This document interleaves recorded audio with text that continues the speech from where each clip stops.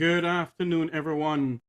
Welcome back to Make We Talk here on Roots Group on my YouTube and Facebook channels as we speak about the murder of Donnelly Donaldson. It was just reported by the JCF that Miss Donaldson was murdered by her boyfriend, who is a police officer. So we have with us Mr. Wilfred Rattigan and also Mr. Herbert Nelson Jr. We're going to speak about the case, speak about the murder of Donnelly Donaldson. Mr. Rattigan, unmute your mic for me, sir. You listen to the press conference. What is your views? Well, interesting. The investigation has taken a turn. It looks like my son was correct in identifying who the perpetrator was. So, having said that, it was interesting to listen to DCP Bailey's timeline from July 13th to today. It doesn't really delve into a lot of the details concerning the collection of evidence. I expected him to go a little bit more, but be that as it may, we have more now than we had before, now that the person has been charged, which suggests to me that when they had the question and answer session, he did not admit to guilt. So, and considering that, you have a certain time period within which to charge the person or release the person, of course, they don't want to release him because then he's a flight risk. Moreover, he could be a threat to himself and other people. So he's in jail. He's going to sit there now while they continue their investigation. I have a few things to say about what the police commissioner said, but I will yield at this point in time to my esteemed colleague, Mr. Nelson, to provide his take on the press conference itself. Thank you, my good friend, Special Agent Rattigan. It appears to me that after they caught on, after they started their investigation, that they followed protocol and that they were able to capture forensic information, as well as the technology they might have been using. Most likely were the cell phone calls. I'm not sure if they had any other geolocating that they had to do, but pretty much her phone will show where she was, as well as his phone. And the question is, where did her phone ping after it was removed from the apartment, if indeed the officer claimed that she had left the apartment? So I'm sure the technology there, as well as the forensics in the apartment, and possibly with the garbage truck, the couch, if they can find the couch, I'm certain that it had a lot to do with these charges being preferred. Now, that doesn't mean this is a cut and dry case, right? Because the defense are going to have their day in court. And I'm certain that any imperfections, anything at all, process that the police did not do by the book, that they will show that up and they will challenge or try to suppress certain things. So again, kudos to Bailey and his group for doing some form of recovery. Now, remains to be seen what is the handoff after the rest of the investigation is completed. What's the handoff going to be to the DPP? And if they then can mount an adequate prosecution of this case. Well, let me just add something else here. According to his timeline, and I was taking notes as he was speaking. I'm not sure if I captured every single thing that he said, but I'm open to being fully corrected. I think he said that on July 18th, they had the first case conference. Then there was a divisional case review on the 23rd of July, followed by a case review on the 26th of July. And the last case review, in attendance, they had Indicom and the prosecuting the prosecutors, DPP. That Now, was the 29th. The 29th was the last one with Indicom, or was it 26th? no, it's at the 26th. The 26th, they had a case conference on the missing person's report was filed on the 13th. The house was processed shortly thereafter. On the 18th, they had a case conference. On the 23rd, they have a divisional case review. And then on the 26th, they had a case review where I think at Indicom and the prosecutors were present for the first time.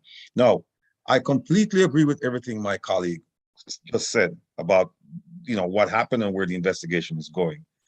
I'm also in complete agreement with him that I don't want to say the fun starts now, but the difficult part is actually going to start now, right? Which is, well, it's actually happened already, which is the evidence collection, right? If they didn't have a meeting with the prosecutor, if the first meeting they had with the prosecutor was on the 26th of July, they had already collected some evidence before that. And if those pieces of evidence, if they were not collected in accordance with protocols and rules and regulations and laws, we're going to have a problem. And I mean, I'm not trying to rain on their parade.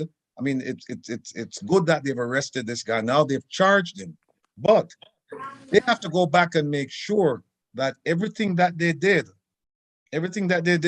in terms of collection of evidence, that it was done in accordance with protocols. Because if not, we're going to have a serious problems on our hands.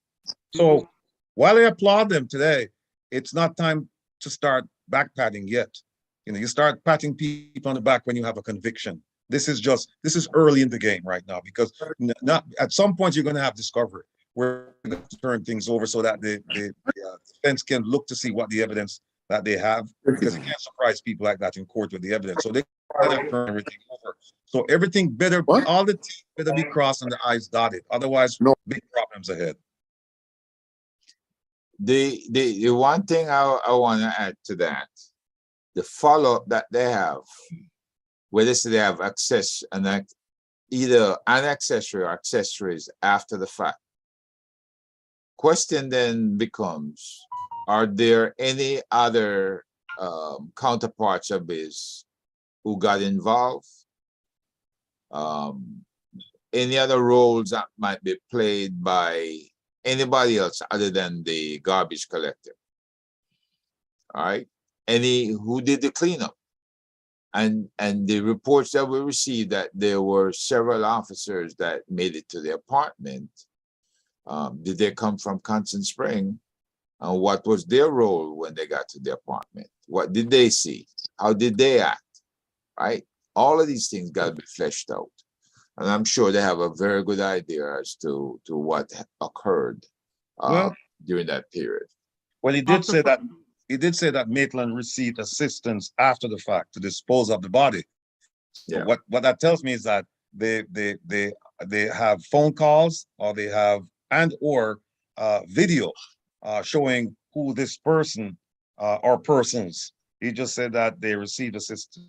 Maitland received assistance. He didn't go into much detail, but at least that's very revealing that this man had help in disposing of the body. The question now is, how was the body disposed of? We don't know. At this point, they said that it's still an ongoing investigation, and so they will refuse to make any further comment at this time.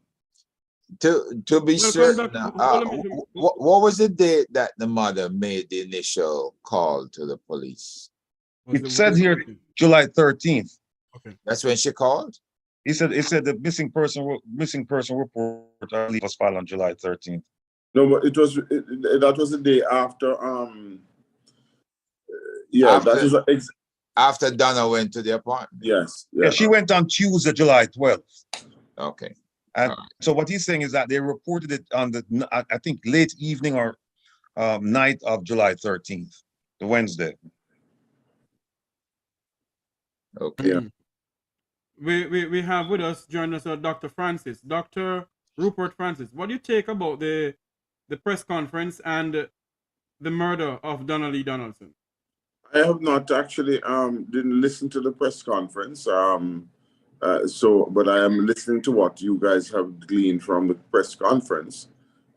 Did you guys listen to the press conference totally? Yes, we. As a matter of fact, let me give a whole detail of the press conference. Hold a while for me, please. Hold on for me, please. All right. Let me get the press conference up that we can go through it. Welcome to a special edition of Make We Talk. Breaking news: the murder of Donnelly Donaldson. Her boyfriend, who is a police officer, has been charged with her murder.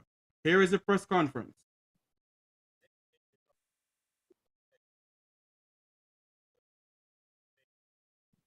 I can't hear it. Hold a while for me. Hold a while for me, please. We do apologize to our listeners, our viewers. We have to get some stuff done. Okay. Let us go back to this press conference.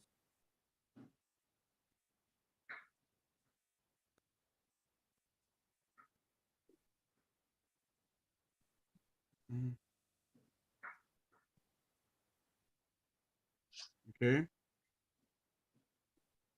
There you go. Participation and our independence as a nation. Are you hearing Just it? yesterday, many of Yes. us participated in the activities that are a feature of our Jamaica 60th celebration. From our perspective, there is a renewed energy and commitment. Are you able to turn it up anymore? So I'm going to try and do now because solution to the violence that has permeated it's our low. society for decades. I want to thank our members. who have been Apparently not. extending That's how we get it. themselves That's fine. I can hear. the demands of the major events of the last few weeks, which will continue throughout the Independence weekend. We are also mindful of the commercial activities that precede the reopening of schools in early September, and then the traffic management associated with this period.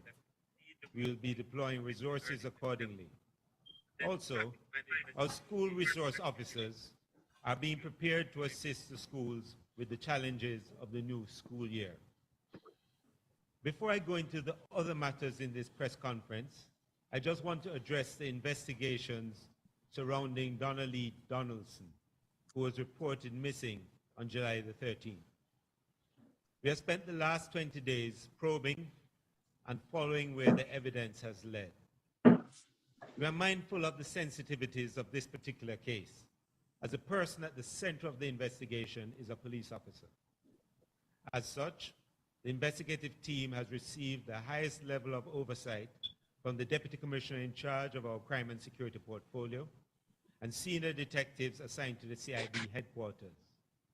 The investigation is also benefiting from the input of other agencies, including INDECOM, the Institute of Forensic Science and Legal Medicine, and the Office of the Director of Public Prosecutions. Relatives of Donnelly and members of the public can be assured they will approach the investigation in a very deliberate and systematic way.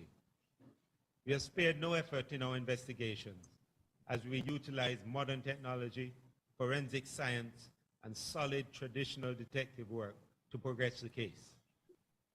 At this time, I will invite DCP Bailey to briefly outline the process and timelines that have led us to this point in the investigation. DCP Bailey. Thank you, Commissioner. On July 30, when the report regarding the disappearance of Ms. Donaldson was received, No, missing person investigation their system is a bit low. activated. Between July I 13, think Bailey's came up eventually. several interviews were conducted and statements recorded. Various pieces of evidence were collected and secured. Hospitals and several premises visited and checked and the family updated on the efforts being made by the police. Turn up your phones. Maitland's home was also visited and processed by our forensic teams. On July 18, a case review was conducted and a press briefing convened at the offices of the Commissioner of Police. Between July 18 and July 24, additional persons were interviewed and statements recorded. Other evidential materials were also secured and processed. On July 25, a divisional case review was held. On July 26, a third case review was conducted where members of the Jamaica Constabulary Force, the DPP and senior prosecutors from our office, as well as Indicom were in attendance. On July 27, Constable Maitland was taken into police custody and a press statement issued. On July 29, he was taken before a court and remanded in custody. What I can report at this time is that Constable Maitland was this afternoon charged with the murder of his 23-year-old girlfriend, Donnelly Donaldson. His formal charge comes after 20 days of diligent and comprehensive investigation by detectives in what began as a missing persons investigation, but given the evidence that was being collected, subsequently became a murder probe. Over to you, Commissioner. So There you thank go. you, DCP Bailey. There you go. Unfortunately, Donnelly this is Donaldson another case. was that- murdered by her boyfriend. The press conference this afternoon by the hierarchy of the JCF. Now the question to be asked is, Mr. Rattigan, how should the family proceed? Now it's a murder investigation. She's murdered. There's nobody, I haven't found anybody as yet. How would you, as an attorney at law, a former special agent of the Federal Bureau of Investigation, how would you advise the family to proceed? First thing, let me express my condolences to the family. My thoughts and prayers are with them. It's an unfortunate situation. It's a sad day. If I were advising the family, I would ask them, I would request them, I would implore them to seek the services of an attorney or an advisor, somebody who can liaise between them and the police, because we're now in a critical stage of the investigation. It's not over. I mean, he's been charged, but by no means is the investigation over. And there will be a lot of communications going back and forth between the prosecutors and the family. They need to be aware of what's going on, because I'm sure that at some point, if there's a trial, they will be called upon to testify. So that's the first thing.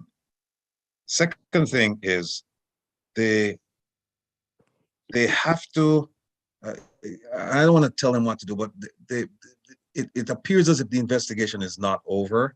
And so I would suggest that they get a team of investigators to work alongside the JCF, just to ensure that the T's are crossed and the I's are dotted, because you don't want to lose this case on some technicality. Because we don't want what happened with the Klansman trial happen with this trial. Right, and I'm a bit concerned.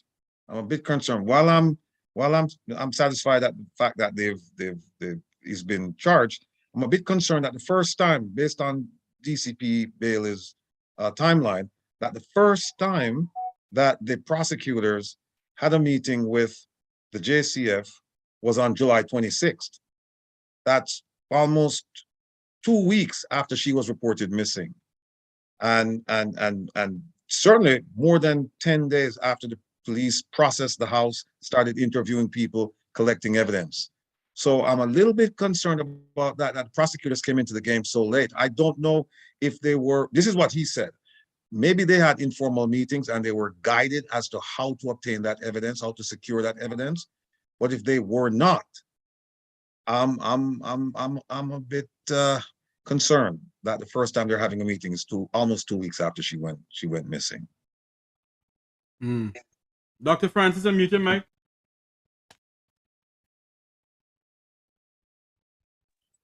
I'm very concerned about the developments in terms of, really, it's sad what has happened to Donnelly. And the question is, have they found, question, they didn't say whether or not they had found the body or not. No, they haven't. They have not said that. No, he did. No, he said that they have not found the body. They have not found the body. So yeah, he said it later on in the press conference. Okay, fine. So they're using circumstantial evidence, and so this is quite a case to, a burden that is on the prosecution to bring those charges to bear, as we all know. I am concerned. I'm very concerned about where it is going, and I really believe that.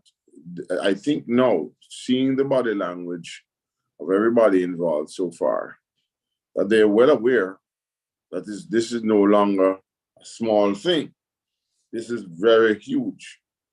And it will not go away because the people will not allow it to go away. Because apart from anything else, justice must not only be done, but appear to be done. And I really, it just breaks my heart, really, when you consider where we are after so many days of backing and forthing. And, we are all human beings and we don't want to rush to judgment. But at the same time, my gosh, this one is a big one. This one breaks the case. So listen, let's put it this way. Let's see if they can gather all the evidence. Let's see if they can get all the supporting evidence, both physical, circumstance, whichever way it's coming from. Okay, timelines, etc. We know what has to be done. It's not a rocket science. It's just a question that you have to take these things into consideration. Just like how you'd watch a good movie or a good detective, you have to follow the protocols, and you have to make sure whoever, as Mr. Rattigan has said earlier many, many times, and I really hope that these people are listening to Brother Rattigan, because he is the FBI agent, he's the attorney. One good thing, and both myself and Mr. Nelson, we've been in the military. I've been in the military police, and we've gone through a lot. We have not gone to the extent. And we have a very good sense of what is to be expected and what it will take to convict him. One of the good things is that the public, obviously, they're now feeling the pinch, because the commissioner was not looking like a happy camper. He wasn't looking. Because there's some other things that I could point out, but I won't point out publicly, that I saw. And I'm telling you that it needs. They better get their act together. Fire and a moose tail and think a cool breeze. Well, my brothers and sisters, this is Make We Talk breaking news. Make We Talk has understand from the JCF press conference. Donnelly Donaldson was murdered by her boyfriend, Constable Noel Maitland. The JCF, the Jamaica Constabulary Force, is confirming through a news conference that Donnelly Donaldson was murdered by her boyfriend, Constable Noel Maitland. The question though, this is Make We Talk breaking news. Go ahead. The question I would like to know, and this is where the body is important, and whether they find it or not, that man in that pickup truck, whatever he was, okay, that person, those persons surrounding that picking up of that so quote unquote garbage, it's a horrible thought that they contributed, they participated, they must have to get the evidence hidden somewhere. And they should understand that the weight of the law will be brought to bear on them for aiding and abetting in the situation with Donnelly Donaldson. That is really sad. And that hurts me more than anything else. That anybody could think that she's such a piece of garbage that you could just toss her away like that. Maybe what I should have done is get a psychiatrist and the platform here with us. Dr. Francis, I seen you lean. What happened to you make you lean, sir?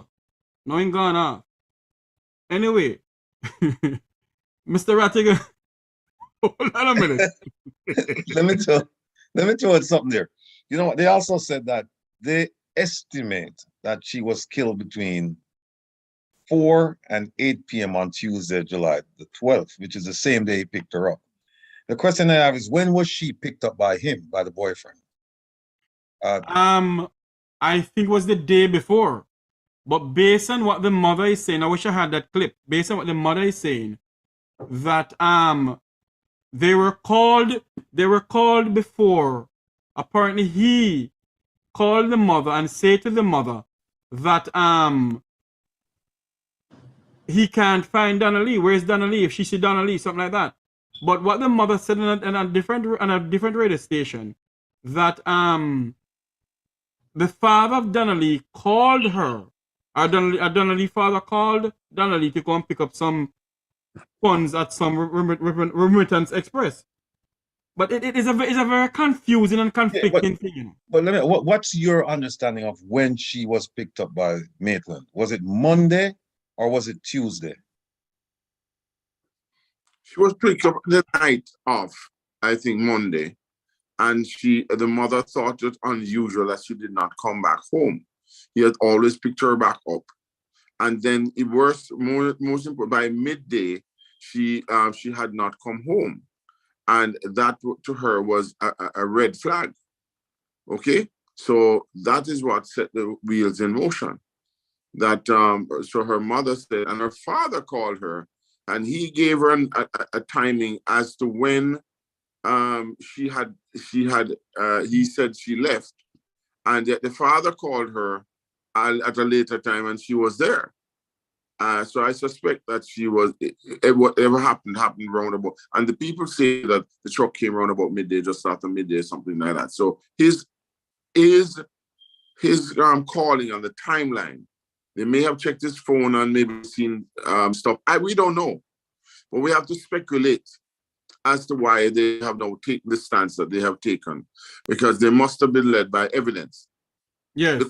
You quite rightly said, though, Mr. Rattigan, the preservation of evidence. If it is not preserved properly, if it went through hands that it should not have gone through, it was not stored properly, and what have you, the defense will try to have a field day. But I think they're going to be an uphill battle. Even if they throw out evidence, the people that they choose, they had better, and if they find out that they're being paid or they are, believe you me, because one person can upset the whole apple cart. I'm not sure in the British context whether it's one or two can cause mistrial. But the fact of the matter is that those are things that we have to look for in this case. But I don't think, whereas in the Klansman situation, things happened and it was out. I don't think that they could really mess this one up when this is where one or two or three persons involved. Okay. Anyone who is listening to us, remember the public on our YouTube channel or Facebook page, and you wishes to take part in this conversation, you can call 876-782-8235. It's WhatsApp call only. That's 876-782-8235, WhatsApp call only. 876-782-8235. WhatsApp call only. We are speaking about the murder. It's now a murder case, a murder investigation of Donnelly Donaldson. She was murdered by her police boyfriend who so-called that he's in love with her. If this is love, then I don't know what love is. Hold on. Who said that? He said it.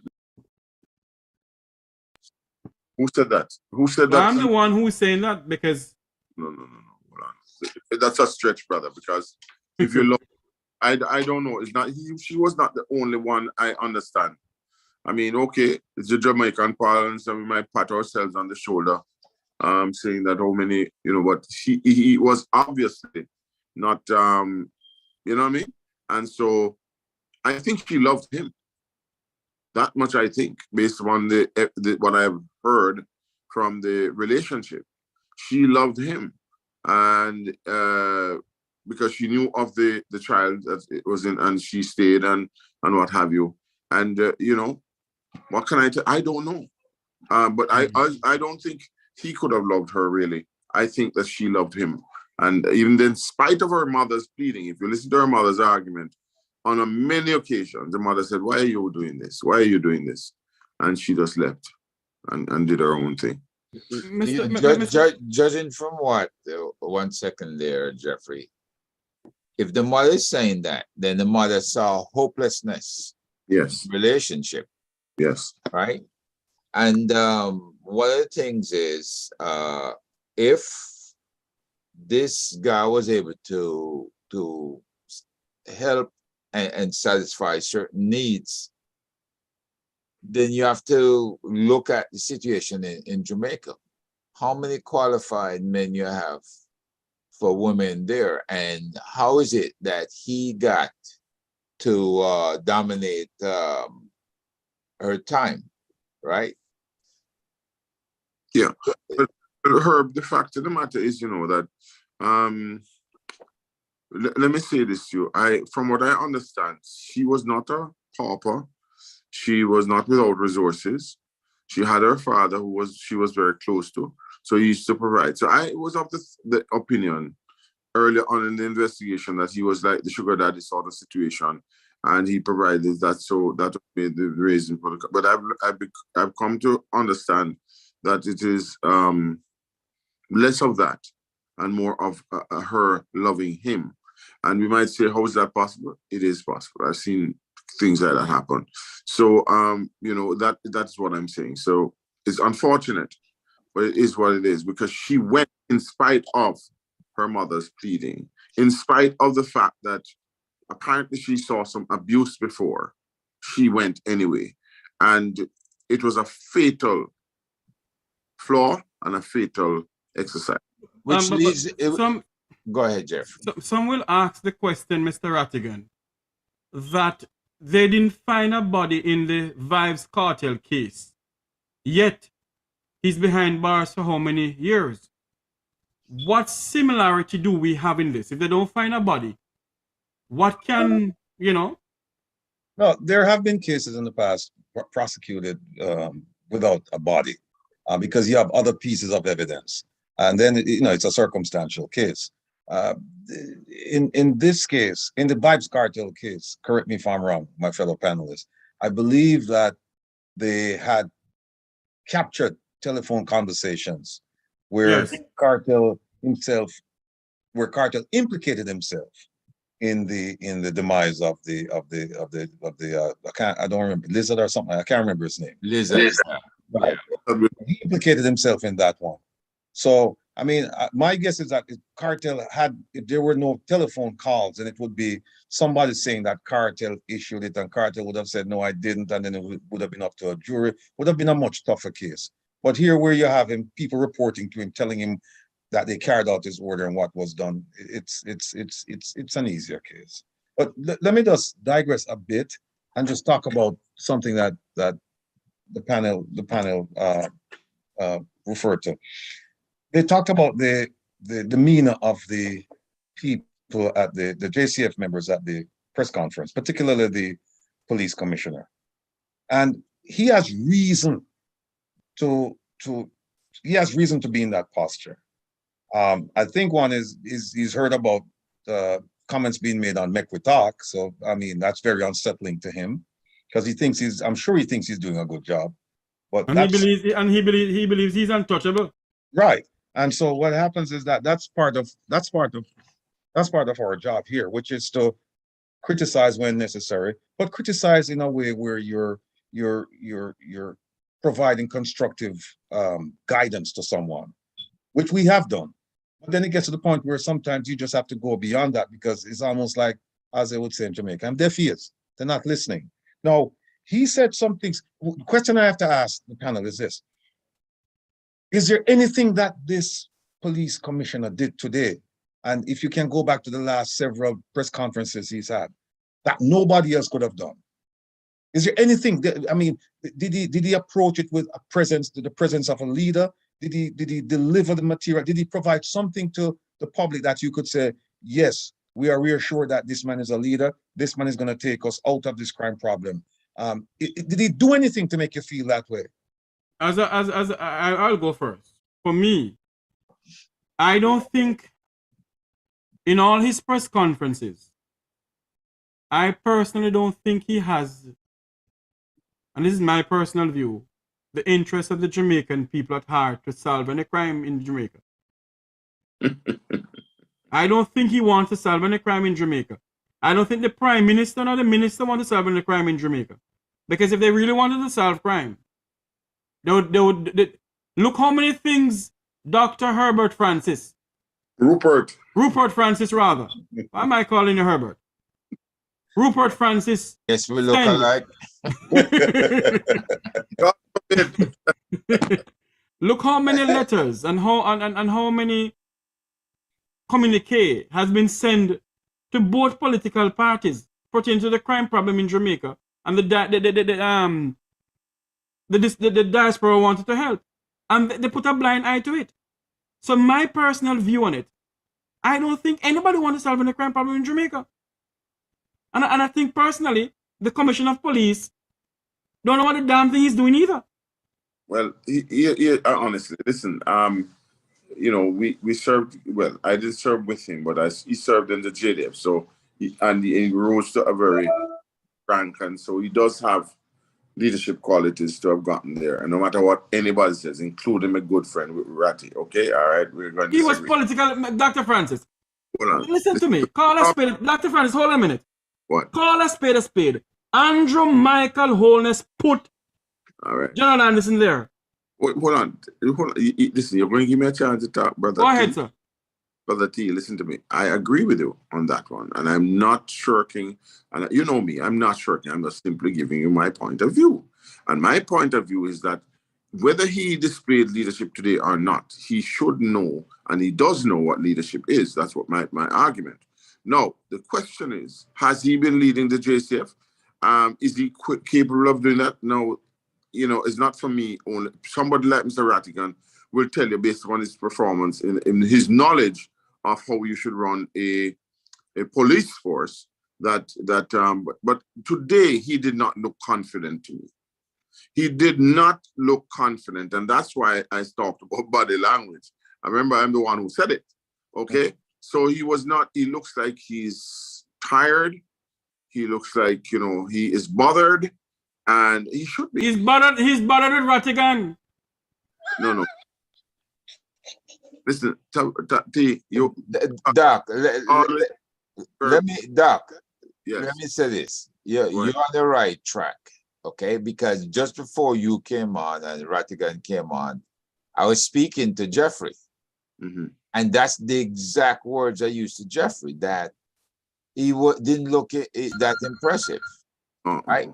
So if indeed he was hurting because of this case, or maybe because the reports he's been getting as to what our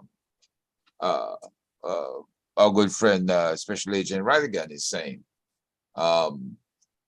yeah, he's under some degree of pressure, because I'm sure the Prime Minister is hearing the same thing.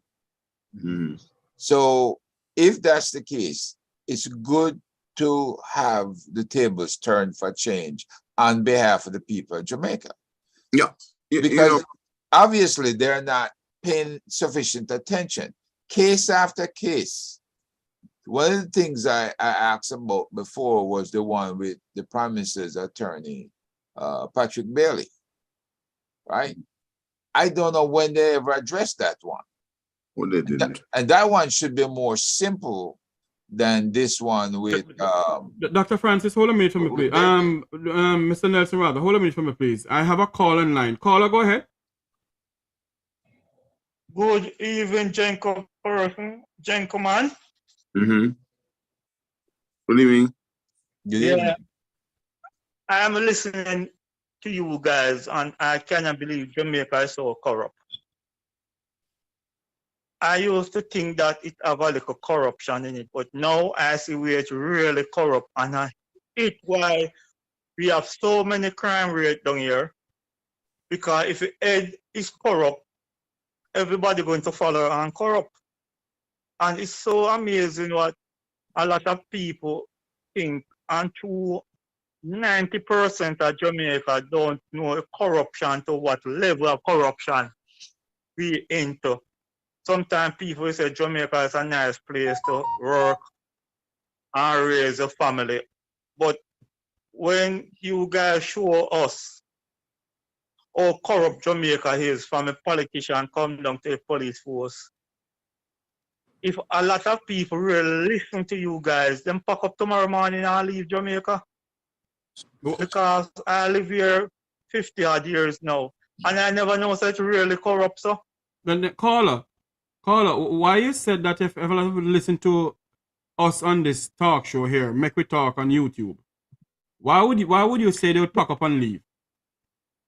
Because this is the only talk show really explain and show us how corrupt this country is. Look on. Hello, caller, are you there? That police involved. Yes, man, I am here. You hearing me? Yeah, repeat what you said. This young lady, because the police was involved in it, you have to wait 2-3 weeks before you can arrest the police, and all the evidence, police can get rid of all the evidence and those things 2-3 weeks if it was a normal sentencing. If they're missing today, them arrest you tomorrow. So what is the difference between the police and a normal sentencing?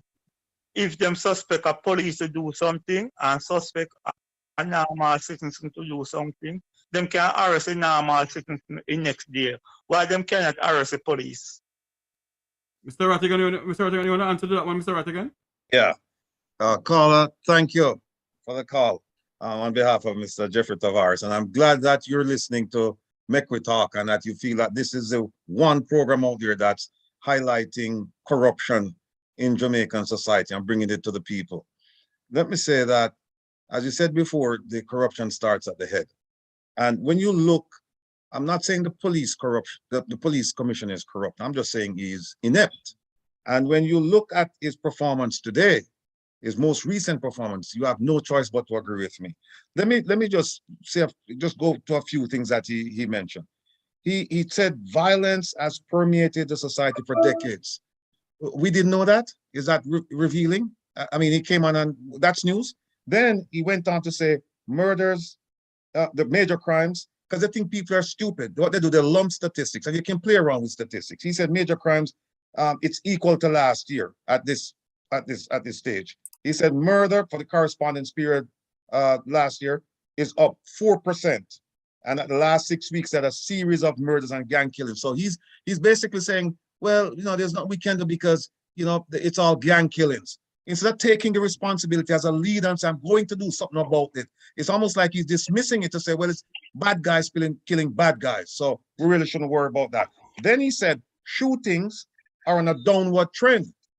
What that tells me now is that the shotters, they're shooting more accurately. Because if murders up 4% more than last year, but shootings down, that means that the bad man then get more accurate. They're getting training, right? Then he said there was an increase in robberies and break-in, and then this is the killer one right here. He said that so far they've seized 448 illegal firearms this year, which is a 4% increase over what they seized last year. Now, here's what he didn't tell you. He didn't tell you that the government has admitted or estimated that there are at least 200 illegal weapons coming into Jamaica per month. 200 per month. So that would be 1,400 as of now. So far, they've recovered 448. That's just for this year. So you're talking about almost 1,000 weapons in Jamaica now that came in this year. We're not even talking about last year and the year before, because they've never gotten more than like 800 weapons for the year. And every year, if you talk about 1,400 coming in, you have a surplus. He didn't tell you that, right? He said we're going to push back on crime and scammers. What does that mean? Push back on scammers, and what that mean? And then he said there's a PSOJ initiative to build better communities and make the people more resilient. What about the consensus on crime? They had that just before the election, where PSOJ, the opposition, the government, faith-based organizations. Sign some memorandum of understanding. Yeah, and they have meet, and the Minister of National Security hasn't attended. They have had 6 meetings, I believe, so far. He hasn't attended a single meeting. And he said, oh, I thought that the purpose of the consensus was so that we wouldn't have any division during the election, right? Which is nonsense. Then he said... they're more concerned about the election than the people of Jamaica. Go ahead, sir. Then he's asking for people to help by assisting the cops and obeying the law. I mean, what kind of nonsense is this? Is this the best this police commissioner can give to the public? Is this how he's earning that multi-million-dollar salary? Is this the best we can do? I maintain that as far as the police commissioner fighting crime, I maintain that he's a juvenile to this thing. He's an imbecile. He has no idea what he's doing, and he's surrounded by people similarly situated and qualified. And therefore, I call for his resignation immediately. The Prime Minister should seriously consider removing him. This man is a disgrace to Jamaica.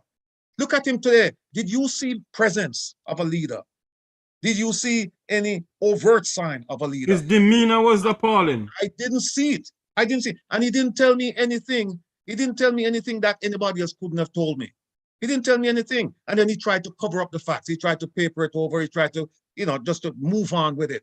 And then he comes on with all of these nonsense about all these other programs. He's talking about rapid response. When was the last time rapid response solved any crime? Rapid response means you're responding, right? He should be concerned about being proactive. So they're nowhere near modern policing, nowhere near modern policing.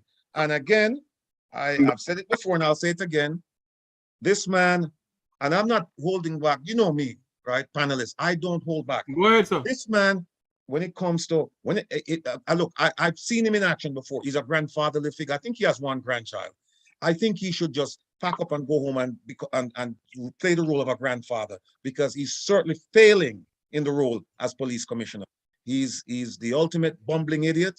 He's a jackass when it comes to crime prevention and protecting the people of Jamaica. He should either go back to the military or go home to his family. But he should not be in that. He should not remain in that position. And if I cause unease for him, I'm happy.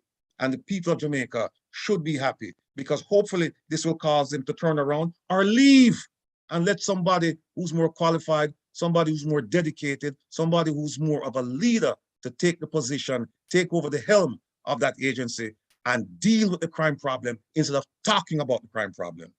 Caller, thank you for calling, caller. You can go and listen to somebody else call. Thank you. Okay. Okay, thank you, caller. But let me say this to the caller. Thank you very much. It was good for you to call in. Also, Mr. Rattigan, yes, boy, you're rough to Rat. I don't want you against me at all. You're rough bad. But you tell the truth. The thing that hurts me, I'm gonna tell you the honest truth. I nearly speak Jamaican like I'm very good at, by the way. His demeanor, yes. I'm saying, why did he pass the microphone to to Deputy Commissioner Bailey? If he wanted to restore confidence in himself, He should The have. credibility of the JCF. Whatever. You go on. You're another Mr. Rattigan out there in the corner. So you go on. What is the truth? If he wanted to, hold on, Francis. You win, Trev. You win. All I'm saying to you is this. All I'm saying to you, not all of us can pound on the man, pour the man. The fact of the matter is this, though. And listen to me, Brother Rattigan, brother, say if I'm wrong. I'm saying to you, would you have passed the microphone to DCP to give this news about? I would have taken the opportunity to reassure Jamaica that the Jamaica Constabulary Force is working, that I'm in command, and I'm going to make sure that you get the just desserts from this particular exercise. Let me know if I'm wrong, because that's, I think, is what Mr. Rattigan was saying in a nutshell, that if had he done that, he would not have gotten the critique that he got from Mr. Rattigan. Well, I can take that back a little bit, but I'm just saying, had he done that, he would have reassured the nation that he was serious about making a difference and curbing crime. I will rest my case at that and listen to my colleagues, yourself and my other two colleagues. Let me say this. If indeed there are more qualified or highly qualified people on the JCF staff, my question is, why are you allowing the commissioner to run aground or to give the appearance of failure? If you're that good, if you know your job, and I have looked at some of the degrees and various qualifications of the staff,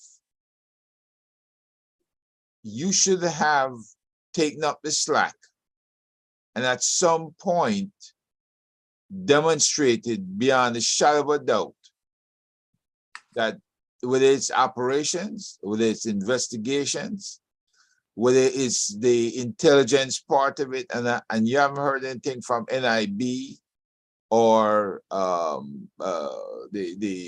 the other one, CIB or whatever the other B they are. I haven't heard anything out of them. So I'm not certain what their contribution has been, because when you have people in the ranks, constables, and this is not the first constable, on social media, you have a collection of talk show hosts, Jeffrey. Mm-hmm. And each of these hosts bring on varying personnel from the JCF to say why they are in disagreement with the JCF and to say how their lives have been threatened because of high-ranking people in the JCF whose friends that they have prosecuted and who have retaliated against them. That should not be happening in the JCF if the leadership is firm on supporting the rank and file. And so we have to come up with a different motivation, a different set of folks, either in support or in leadership positions, that will project the JCF and give confidence to the people of Jamaica. And that means you need a JCF that engages in the community. I suggested this before. You gotta be engaged in your community. You gotta have your ear to the ground. Mr. Nelson, Jamaicans don't trust the Jamaica Constabulary Force, you know? Well, this is what Jamaicans, especially the inner city, they do not trust the Jamaica Constabulary Force, because what they do in the inner city, you know, they can't do it up in the Vumva of society. They can't go take up Mr. Tavares' son in Cherry Garden.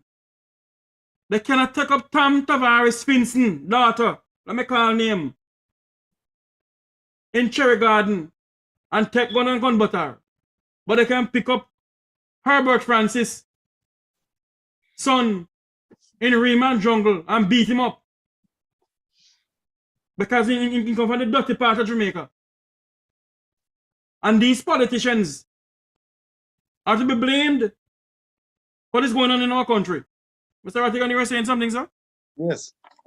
Going back to what my colleague Herb said about people below the police commissioner trying to assist him to overcome these deficiencies.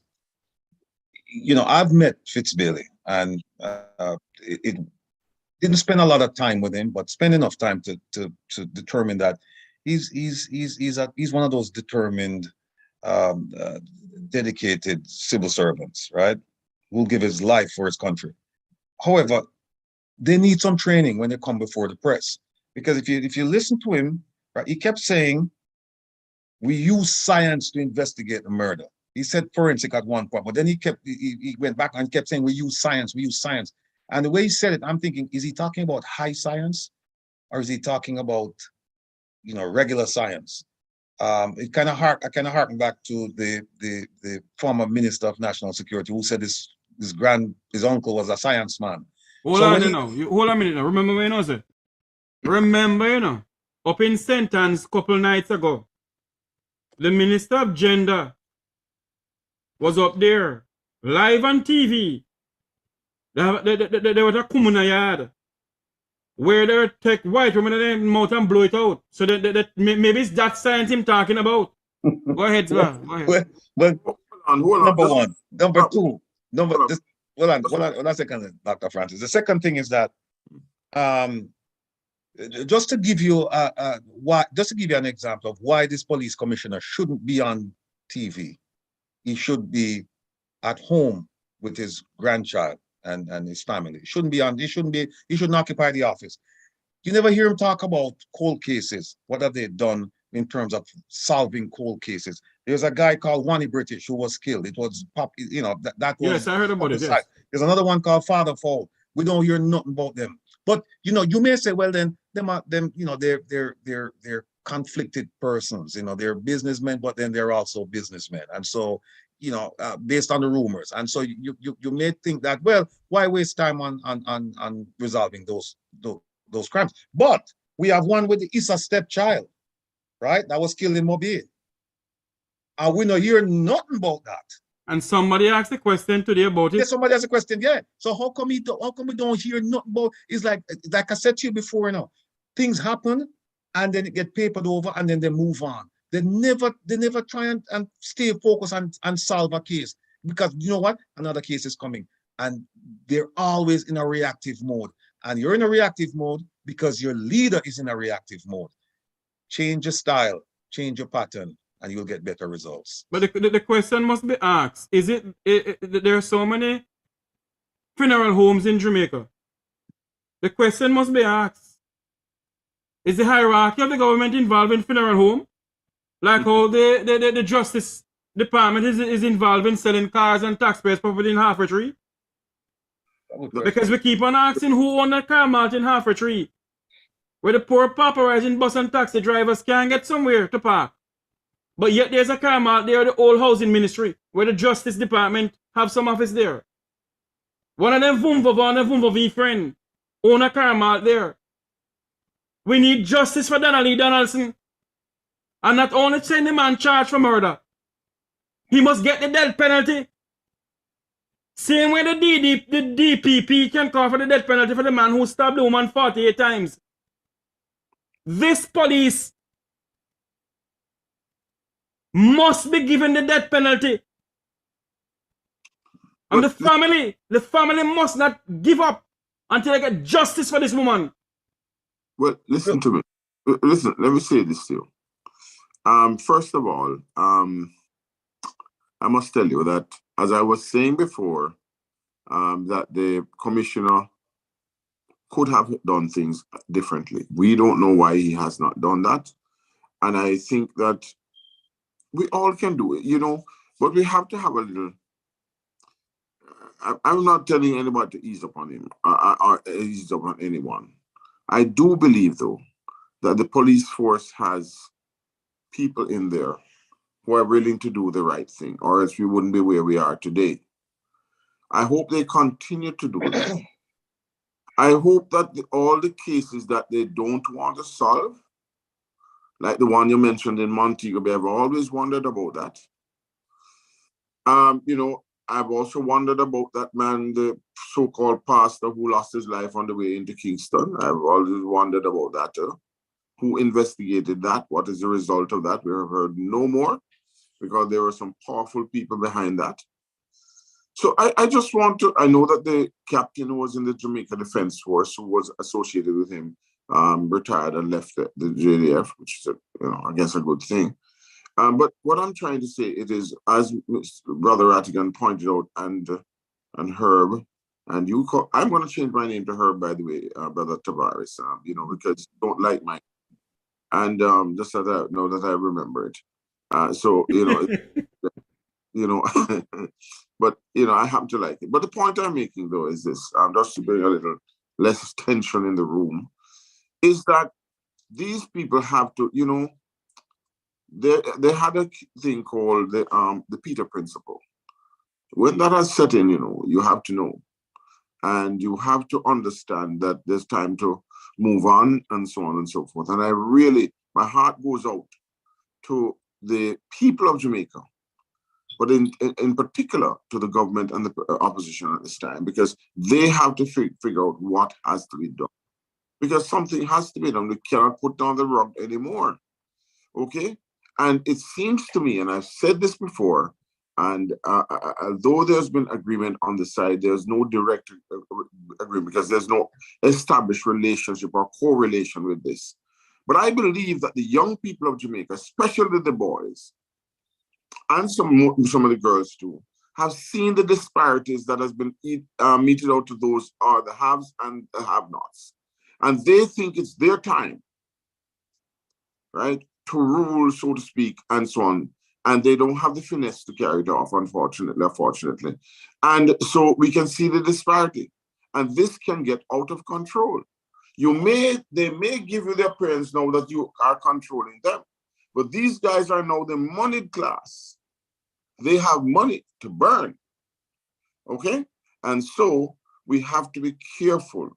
If we don't change the paradigm, try to infuse more patriotism, more love, more conflict resolution among our young people, I'm afraid this is not going to get any better. No matter if you change the commission, of course, or whatever, or the Minister of National Security. We have to have a plan. They don't have a plan.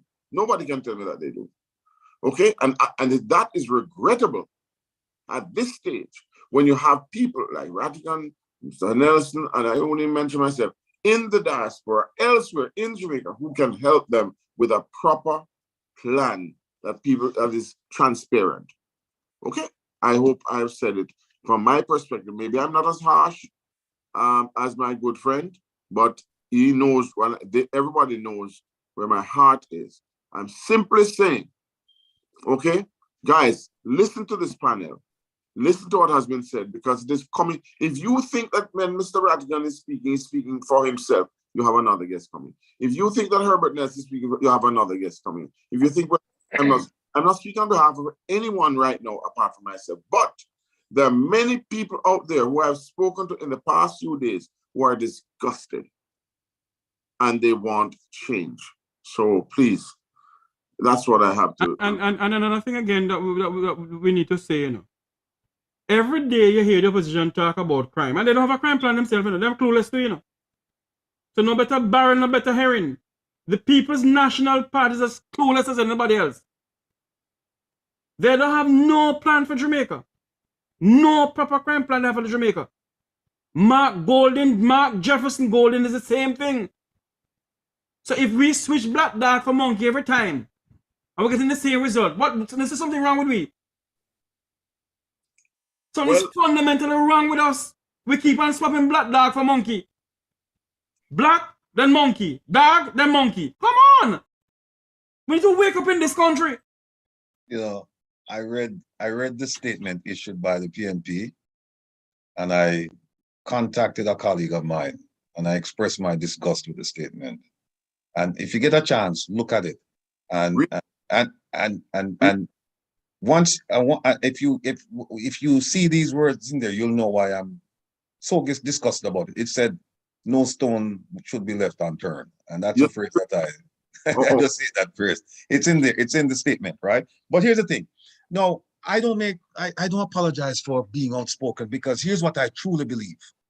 I only fear one entity, and that's God, right? I believe that the truth must not only be the truth, but it must be told. Otherwise, what's the purpose?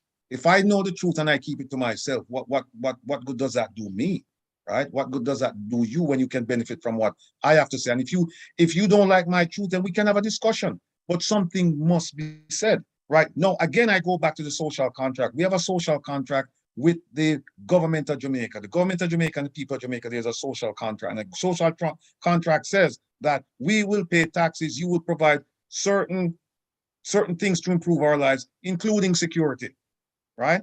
And they have failed to execute on the security piece. And therefore, the contract should be rescinded. And it should be rescinded by first removing the leadership. They have failed.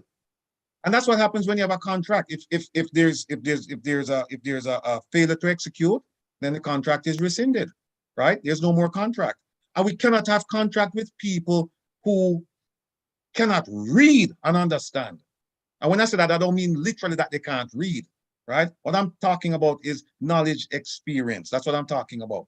They don't make a connection with the people. Like, I mean, Herb has said it so many times that then, from the intelligence perspective, that they need to go out. They need to become familiar with their domain. They need to talk to people. They need to develop relationships instead of beat people over the head and all that stuff. They need to. And again, let me say that that's not for the majority of the JCF, but the JCF is going to get tainted once you have these actions. And that's where we are. And so this man was put there to remove that taint.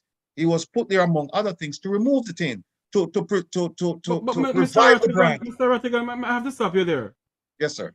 Francis Falls was put there. Yes. Owen Hamilton was put there. Yes. The late Colonel Macmillan was put there. Yes.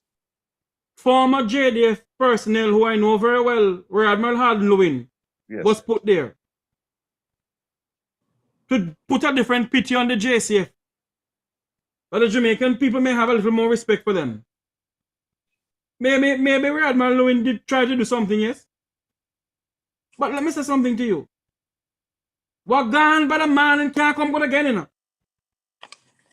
You know, everything crash. Because if you go back and you look at the last two police commissioners, Coelho, Williams, colossal failures. And I thought we would never see a failure of that magnitude again. But we're seeing it before our very eyes. History is being made, bad history is being made before our very eyes. Because this man, Anthony Anderson, is worse than those two individuals I just mentioned. I mean, probably not worse as a person, but worse as the leader of that organization. He doesn't command the respect that he should have, and simply because he doesn't have the knowledge. I've listened to him talk. The man does not know anything about law enforcement. He doesn't. I can tell you that because I've been a law enforcement officer for 30 plus years of my life, right? And I know one when I see one, and I see him and I know he's not one. He's not one. I mean, the man is tired. He's tired. He's ready to go home, take his pension and go home. That's what he should do. Like all of them in the House of Parliament. What? Like all you have Babsy tired, Mike Henry tired, Andrew look like him tired now too. Now if you go sit down. Well, look, it's either some people tired, some people full. But in whichever way you look at it, the result are the same. Whether you're tired or you're full are the same result you'll get, which is no result, right? Or poor result. And what we need to do is we need to get young blood inside here, people with energy and with vim and vitality. Yeah, people who are patriots, people who want to, people who come in like sponges. They want to suck up information and they're critical thinkers as well. They are visionaries. We don't have none of that inside. All them people inside are blind. All of them blind. But Mr. Rattigan, the high command, and I have great respect for Fitz, right? But apart from him, the rest of them blind. They're blind. How can you say that you part of the high command and you make your leader come out and put on such a poor performance time after time after time after time? How can you say you're there as part of the high command and you have your leader come out with poor policies? poor execution. But Mr. Rattigan, some of us know that we have some leaders, you know. It's either their way or the highway. Rule. Remember what I told you earlier, that certain politicians, they came out and they said that, you know, they were elected to rule. You believe that in this time and age in Jamaica, people said that they were elected to rule, right? And then we sit back and we just take it like that. No, that's what I'm saying. It's time for the Jamaican people to collaborate, use their concerted efforts to start doing something that will force the government to act responsibly, because they're taking your votes. They're taking, and I say your votes because I've never voted in Jamaica, I'm not registered, but they're taking your votes for granted. They're taking your votes for granted.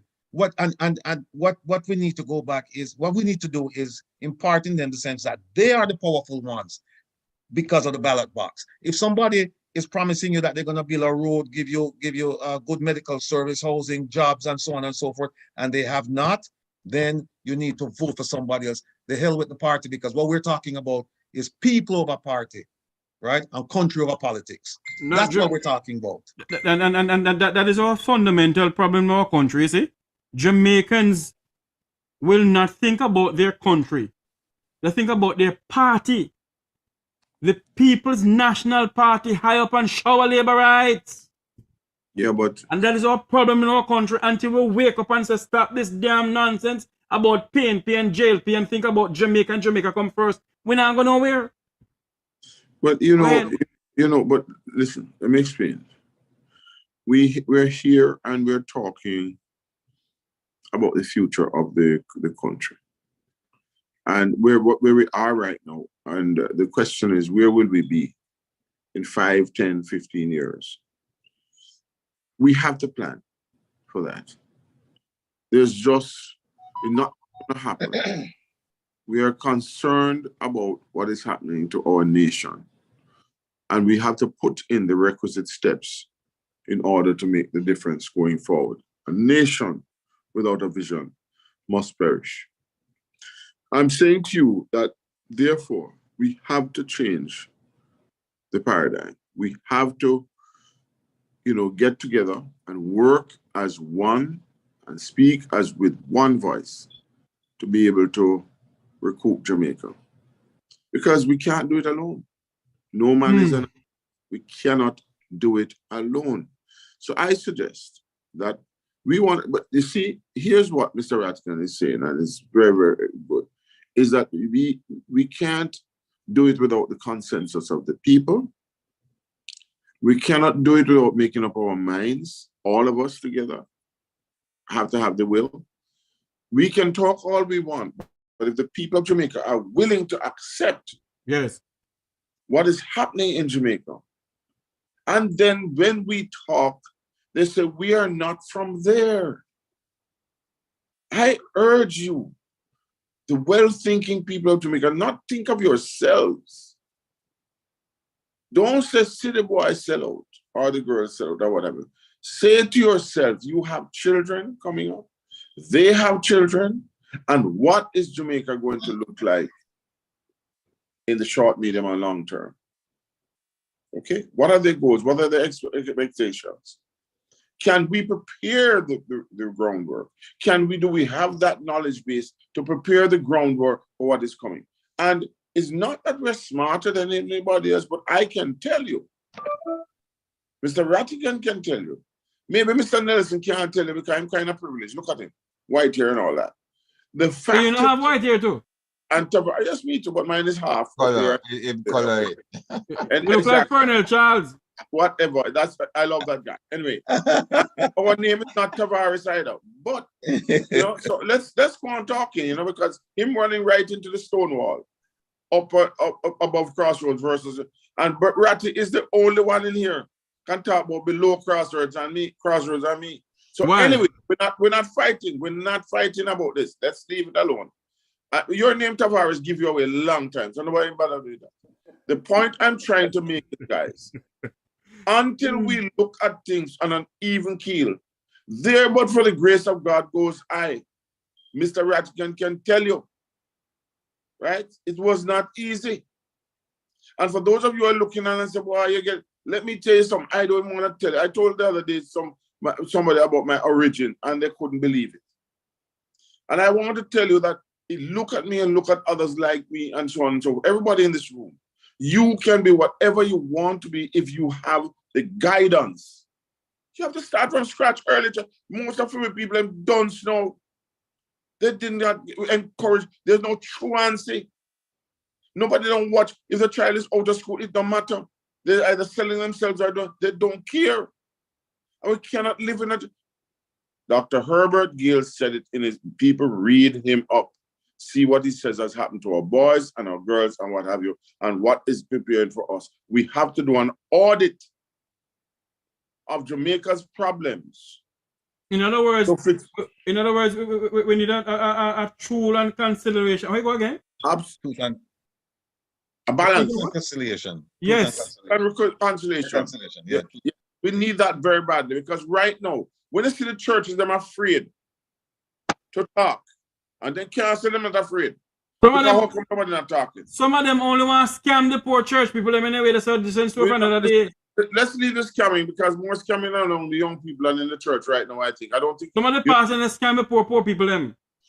You know, Jeffrey, you know, based on what Doc was saying, Dr. Herbert Gill has been to, I think, 19 countries, he said.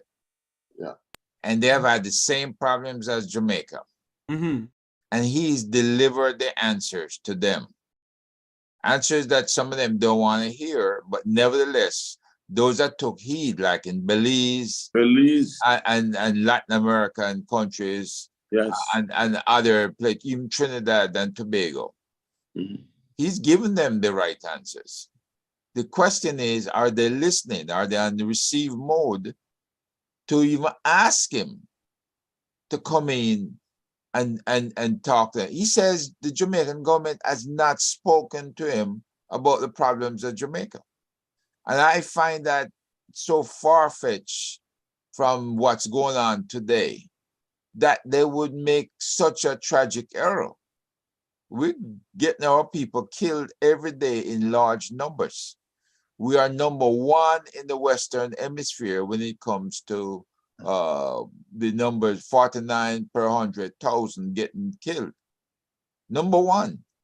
And that's not a privileged position to be in, right? We have to do something to reverse that. So maybe it's time the government took a listen to Dr. Gill, because now I believe he's going to be in charge up at UW for an entire department, probably psychology or sociology. Anthropology, social anthropology. Social anthropology, yes. So it's time to start talking to him. We have an expert there on the ground, one that we talk to and that speaks to us. And you know, I cannot see a failure to speak to people who can give you a safer city and create smarter communities, because that's been our motto. Safer cities through smarter communities. Let me show our listeners good afternoon once more. We're speaking about the murder of Donnelly Donaldson. We have been following this case from way back when. We had information this morning that she was murdered, but we could never say it until the JCF came up with it. Now, we're talking about her murder and if the Jamaican government really want to solve crime. Now, there was a Zoom meeting between the moderator was Ambassador Curtis Ward, and I think Dr. Rupert Francis was on that Zoom meeting, where the Minister of National Security, Dr. Harris Chang, was asked a question. And the answer he gave to the people proved to us that Dr. Harris Chang don't want to solve crime in Jamaica. And I hope and pray that you all can stay to listen to this.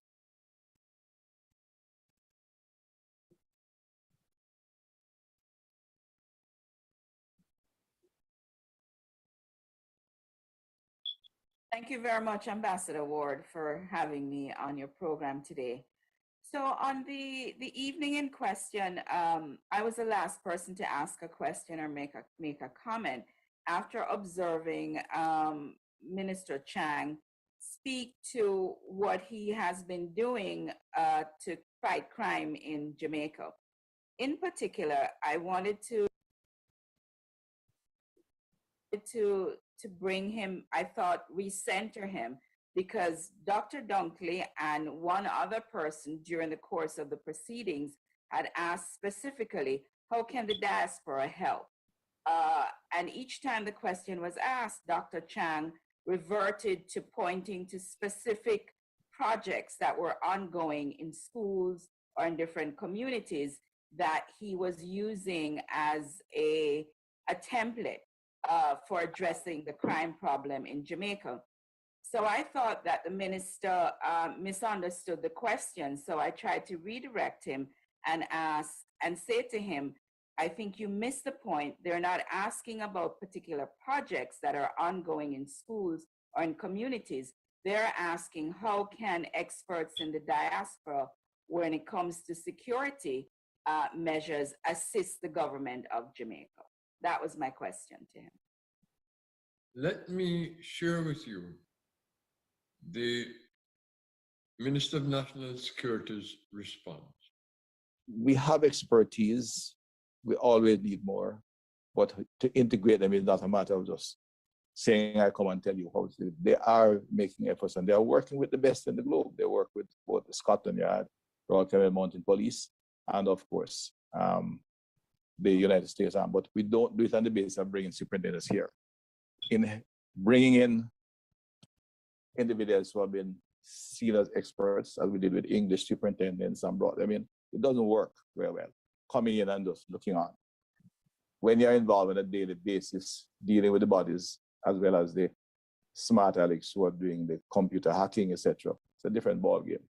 They bringing in outside experts have never helped in terms of how we operate it. In fact, we have distinctly not sought to get any of the Scotland Yard, etc. They come as intel agent training, because intel is always, we always need that. And you know, the UK and developed countries are much stronger there.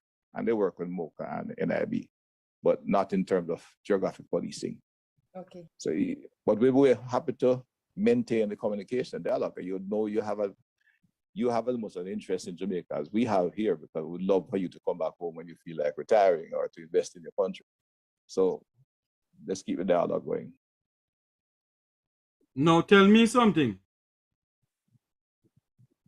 Does this man sound like he wants to fight crime in Jamaica? Dr. Francis, you're the one who asked the question before. And he didn't give you the answer he's supposed to give you. What was the question you asked him, Dr. Francis? Unmute your mic. Simple. We in the diaspora have been asking you for a long time to include us in, just listen to us and our ideas and all that. In fact, it used to be do it under another minister. So why are you not assisting in that? In fact, I said, listen to me, I'm tired of this word using engagement now. We want to be married now. We're tired of it. Maybe that's what ticked him off. That, you know, I'm saying, listen, you're all about engagement, and I've been involved in the diaspora for so many years. So why not actually, you know, bring us on, let us, and I've written to him and he responded. And nothing has happened. I sat in front of the commissioner myself. So what I'm trying to say to you is that, and they just brush you off. And many thousands were brought, experts from all over the globe to assist us, right, in cyber intelligence. And right now, some of the banks are having some serious problems. You know, listen, they just don't want us there, and there must be a reason for it. And I guess it's best to keep maybe the fox out of the hen house, or the fox already in the hen house, so you have to keep the hens. They want to keep out Wilfred Samuel Rattigan.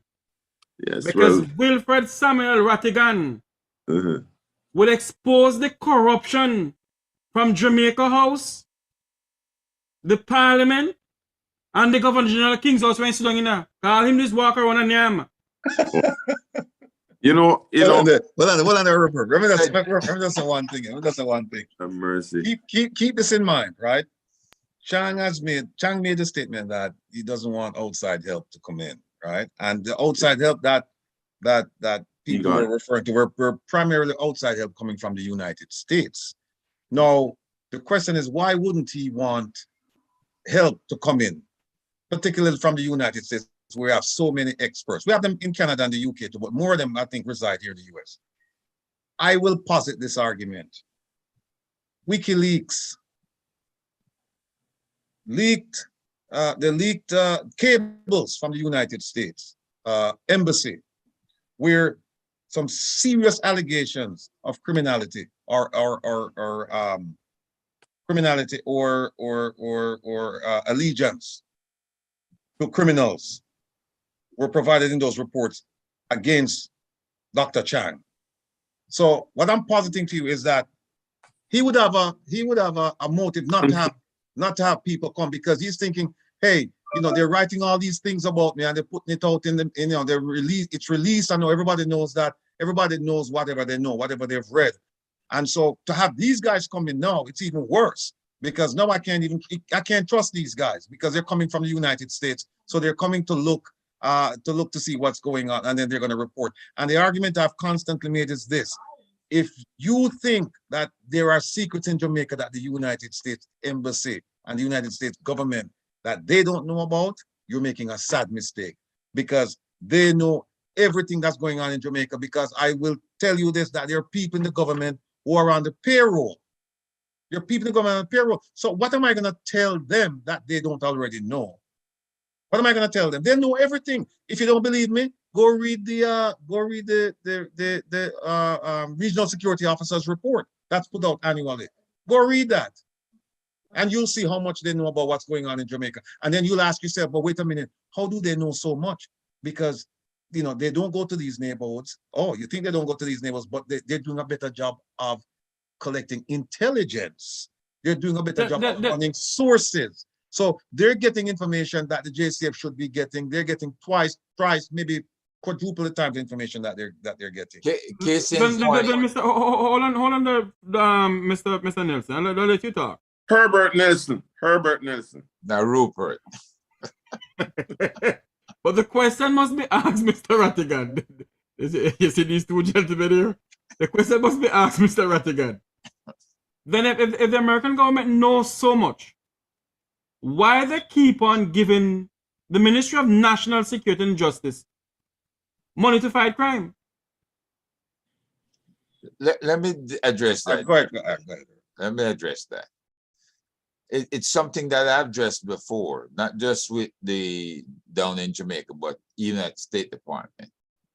And the other day I called out to say that maybe it's time we start applying the lay rule to Jamaica.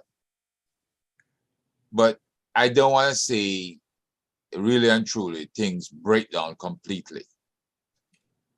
They want to make Jamaica that shining example on the hill. They have been trying for a long time. And in every government, politics plays a role. And the politics that has been Jamaica was when Trump ambassador came in and came to Jamaica. One of the first persons he had reason to shut down was Dr. Trevor Monroe. Why? Because Dr. Monroe was investigating both the leader of the opposition and the PM to have them do a declaration of assets. They had refused to do it all along. They were very tardy in putting together their assets. And finally, he got them to do something that amounted to maybe a partial release. Well, the ambassador came in, and even though the embassy of the US had given them Dr. Monroe straight A's in all of his anti-corruption programs, especially applicable to the Prime Minister and the opposition leader, the ambassador took his money from him, shut him down effectively. And then the ambassador turned to both leader of the opposition and to the PM, and they cut some deal. some deal was cut. What happened? Jamaica had to vote for the leader of the OAS here in Washington, which they did, and they continued to vote the way and to attend meetings that Trump would call. If you remember, there was a division in CARICOM, where the president of CARICOM at the time, the Barbadian PM, refused to attend a meeting that Trump called because she did not see proper progress on what CARICOM wishes were with regards to Cuba and Venezuela and other issues to specific other islands. At the time, St. Lucia had its program suspended for training their officers under the Leahy law, right? But here comes the ambassador, and today what do we have? We have a person whose visa was taken away, or persons whose visas were taken away, returned. In Jamaica? Yes, in Jamaica, right? Based on investigations from HSI at the embassy. And the visas were returned to them after a deal was cut, so that the ambassador, who was then relieved, could get a deal with Karl Rove for 5G operations down in Ochi, for the US to have 5G coverage in Ochi areas, not the Chinese. They didn't want the Chinese system on it. So if the job of the State Department is teaching good governance, and I said this openly, that was not good governance right there, because what you actually did was arm twist, shut down honest investigation, and then you turn around and give the visa back because you got what you wanted, right? So hold on for me, Dr. Nelson, Mr. Nelson. You're saying to me that the American government took away the visa of certain people. Yes. Okay? And then they gave it back to certain people under the former American ambassador. Yes. Continue. And it was a quid pro quo, in my estimation, arrangement. You know, I'm not making any secret of that. Now, what Special Agent Rattigan alluded to earlier was that the reporting that the US gets is better reporting up the chain of the embassy chain to them. Why? Because we have officers of the JCF and JDF who are showing more faith and allegiance to the US because of the corruption than they show to the government of Jamaica. That's a strong statement, but you have to understand what's involved. They cannot trust the government of Jamaica. They do not trust the police. They do not trust the Army high commands. So they report what they have to report to the US. They get a stipend for reporting it, right? When I brought... hold on for me. You mean people within the government get a stipend to report to the American embassy? Absolutely. Absolutely. Bangarang. Right? So it's not just the US. Understand the UK and the Canadians do it as well. And more likely there are folks that are reporting to the Chinese, maybe to the French. But the Minister of Foreign Affairs building downtown Kings already bug anyway. Continue. Yeah, I mean, you know, they can hear a whole lot of stuff. But the bottom line is, you have to decide when you put your hand over your heart and you pledge, or you raise your right hand and you swear allegiance, that you have to maintain that allegiance by correcting a corrupt system that exists and doing everything in your power to correct it. Reporting up to somebody else's chain or showing allegiance someplace else is not helping what's going on in Jamaica. And for that reason, I'm saying they have to do some reorganization.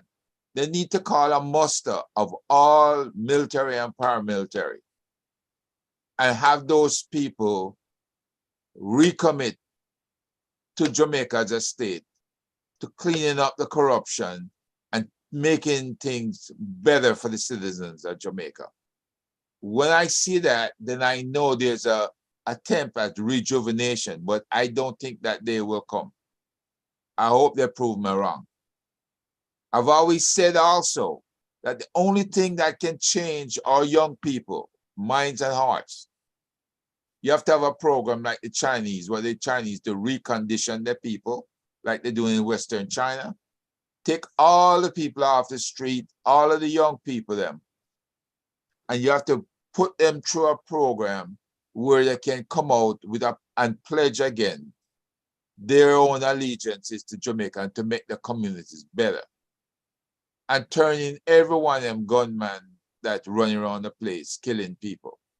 Because until you get rid of the weapons in the society, and the, as Sir P would put it, the 116s providing weapons to people in the Jamaican the communities, we're not solving anything.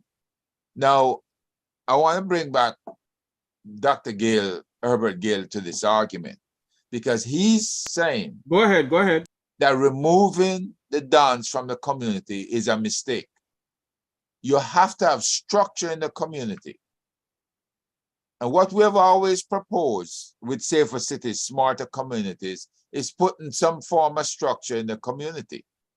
But we wanted it led maybe by the church or other social services agency. But he says, if you had community policing and you had a social development structure in these communities, then the communities would change. You can't remove the Don like you remove Dodos, then promise them they were going to get health care, education, improve schools, and all of this stuff, and nothing happens. Nothing. These people are left to despair. So that's the role a lot of Dons are playing in Jamaica. And when you plan on removing them, then you have to put something in place, a social structure in place to fill that void. Well, on that social structure to fill the void that Herb just talked about, the government had the foresight to come up with that. And it's called Zozo. And it's a huge failure because the mantra was clear, hold, and build. Clear it of the dons, hold on to it, and then build, leave a structure in place, and then you move on. Now, the fundamental question that should have been asked at that time, when both parties agreed to it, right, was how are we going to fund this?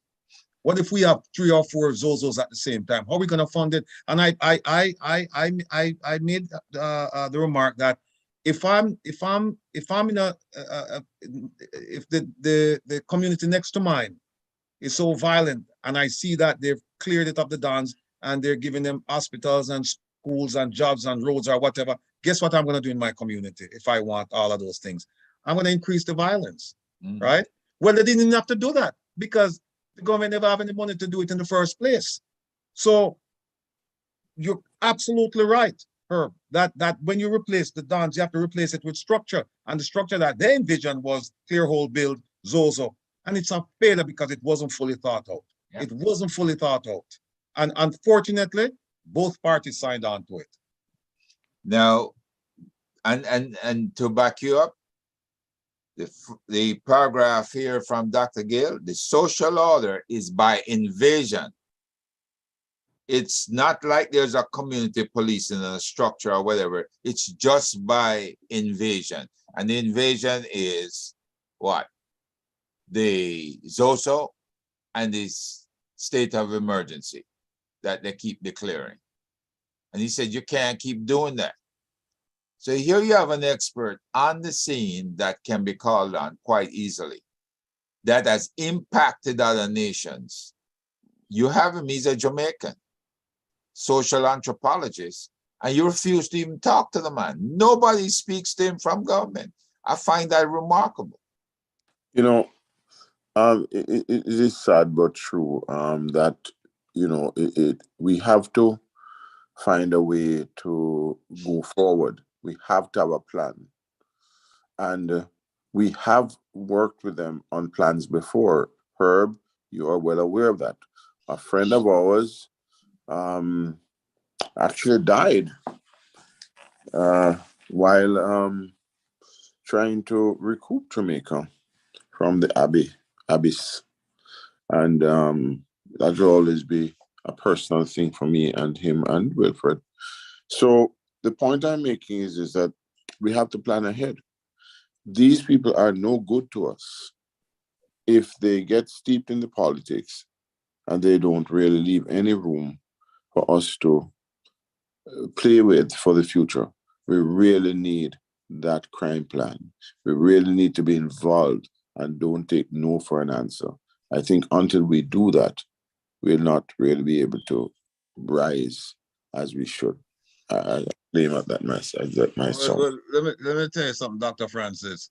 You're gonna wait until it's over because they're not going to include us in their crime plan. And they've had several crime plans, by the way. They don't even need a new one. All they need to do is implement the old one, right? And just refine it.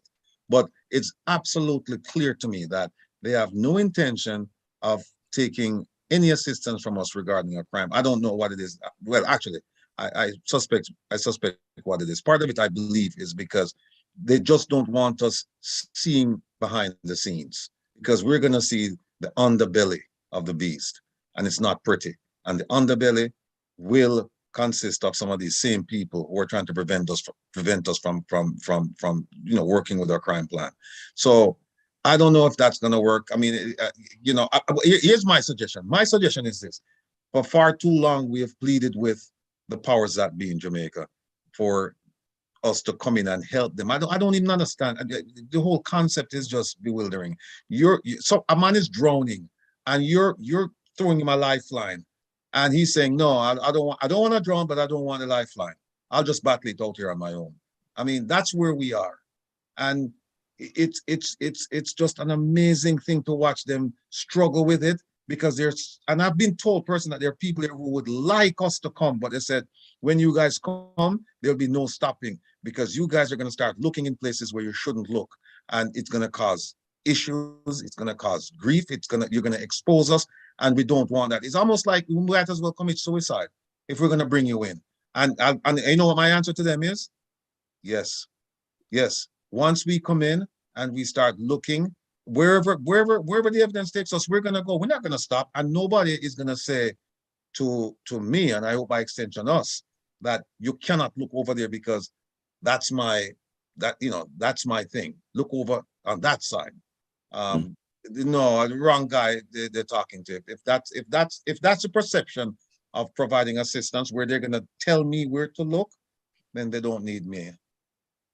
Well, yes, we're all in agreement with that. But the fact of the matter is that they know, but the people of Jamaica have proven today and over the past few weeks that if they rise up, if they make demands on the system, they will be heard. Because it's all about politics in the long run. It's all about winning and losing. And many of those seats that they have in Parliament have won and lost by a couple of hundred votes, if that many. So they need us. Hello? No, you're right. I think what needs to happen is, like I said, we've been pleading to the powers that be for us to provide assistance, and they've rejected us at every turn. I think because we're Jamaicans, because we're patriots, right? I think what we need to do is appeal to the grassroots level, and if people start to demonstrate lawfully and peaceably, as I think they're doing right now with the Donnelly case, I think the government has no choice but to listen. And what's telling is that I believe the Prime Minister is anticipating things like this happening, little disruptions and stuff like that. And that's one of the reasons why he's militarizing the police, because he knows that he cannot trust the police. He cannot trust them. The military, yes. And if you look, you'll see the head of MOCA. Where did that guy come from? The military. The head of the police. Where did that guy come from? The military. Right. Gentlemen? So Jeffrey, we're going to be speaking to Cadet Jeffrey next week. Newcastle. I don't know about that one you talking about, Kenneth, you know. They figure they're going to have to straighten you out. So a whole day of this. they're going to have to draft. It will last a lifetime, but I want to thank you very much for the opportunity. I have a couple of things to get done today, and this was really good. I hope that the listeners are. There's a lot of viewers on. Oh yes, You can't leave now, Rupert. We have to keep it going. The viewers are on, man. Listen, hold on. You're the They star. want to hear from you. You are the chairman of the Crime Prevention and Intervention Task Force. What I can say is, because I really have a few things, but what I can say is join the groups, join the Jamaica Diaspora Crime Intervention and Prevention Task Force, join the assistance security, join whatever you have to. Herb and I and myself, we are always available. Tavares, go and subscribe to Mr. Tavares' channel. Keep him listening, keep him going, keep everything going, and you will hear more from us as we move forward. Because let me make it quite clear.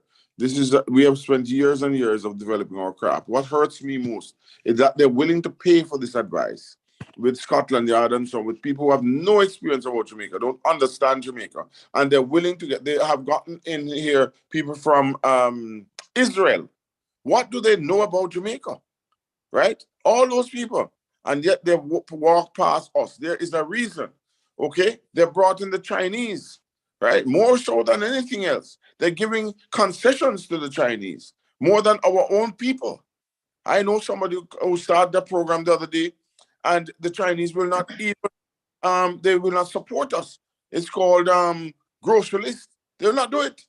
Okay? What I'm trying to say, ladies and gentlemen, this really and truly, we need to make them understand that Jamaica matters, and we are not to stop this thing until we get, there's too many things happening. Right now, the water in the recovery have been muddied by been flooded with all sort of stuff, and all the fish and the shrimp and all that dying out, because of what Alcan let go in the river. Rusal. Yeah, Windalco dumping in the river. So let me say this to you guys. We have to get serious about Jamaica. We have to make them aware that we're not afraid of them anymore. We know what is going on. Let's get together. Let's fight and work together, and you will find that they become irrelevant. If we do that. Yes, so people join. Put your name, put your contact information. My account is very, very easy. 909-994-2490. You can get me through Mr. Tavares. That's a California number, but I can't let it go because I've had it for so many years. And we have the Jamaica Diaspora Crime Intervention and Prevention Task Force. And I'm on Facebook. Mr. Rattigan's on Facebook. Mr. Nelson is also. Leave a number. You will find us. Mr. Tavares will be able to find us. Let's talk. Let's expand the talk. Because we cannot do without support. We have created the Jamaica Diaspora Foundation recently as a non-profit organization aimed at working in the entire diaspora and indeed the Caribbean with Mr. Nelson's outreach. So let's not forget those things. Easy, diasporaj7@gmail.com. Send me an email, diasporaj7@gmail.com. Listen to me. We are sitting with people who can, willing to listen to you, willing to spend the time. So hold on there now. Why you plan to just leave? I have to go. No, man, you Go can't. where? You're a representative. You have to leave. You can't go nowhere. No, you cannot go nowhere.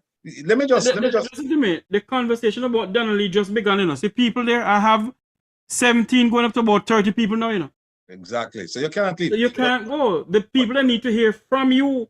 Listen, Mr. Francis, Dr. Francis, I have an engagement, and since I've been sitting here, I canceled it. I canceled it to be in your company.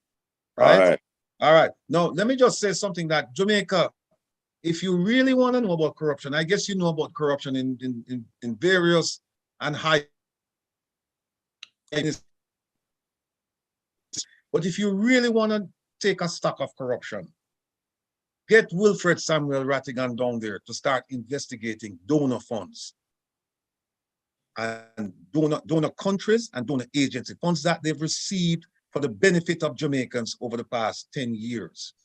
And if you get me down there and my team and we start digging and we start looking and we start, well, look, I'm sure we're going to find some of the money, some of those monies are deposited here in the United States. And we have the capability to not only locate it, but also help to repatriate those funds back to Jamaica. Because I'm telling you right now, there are several communities that monies were allocated for the building of schools or clinics or training centers, and those funds never got to those poor communities, never got there.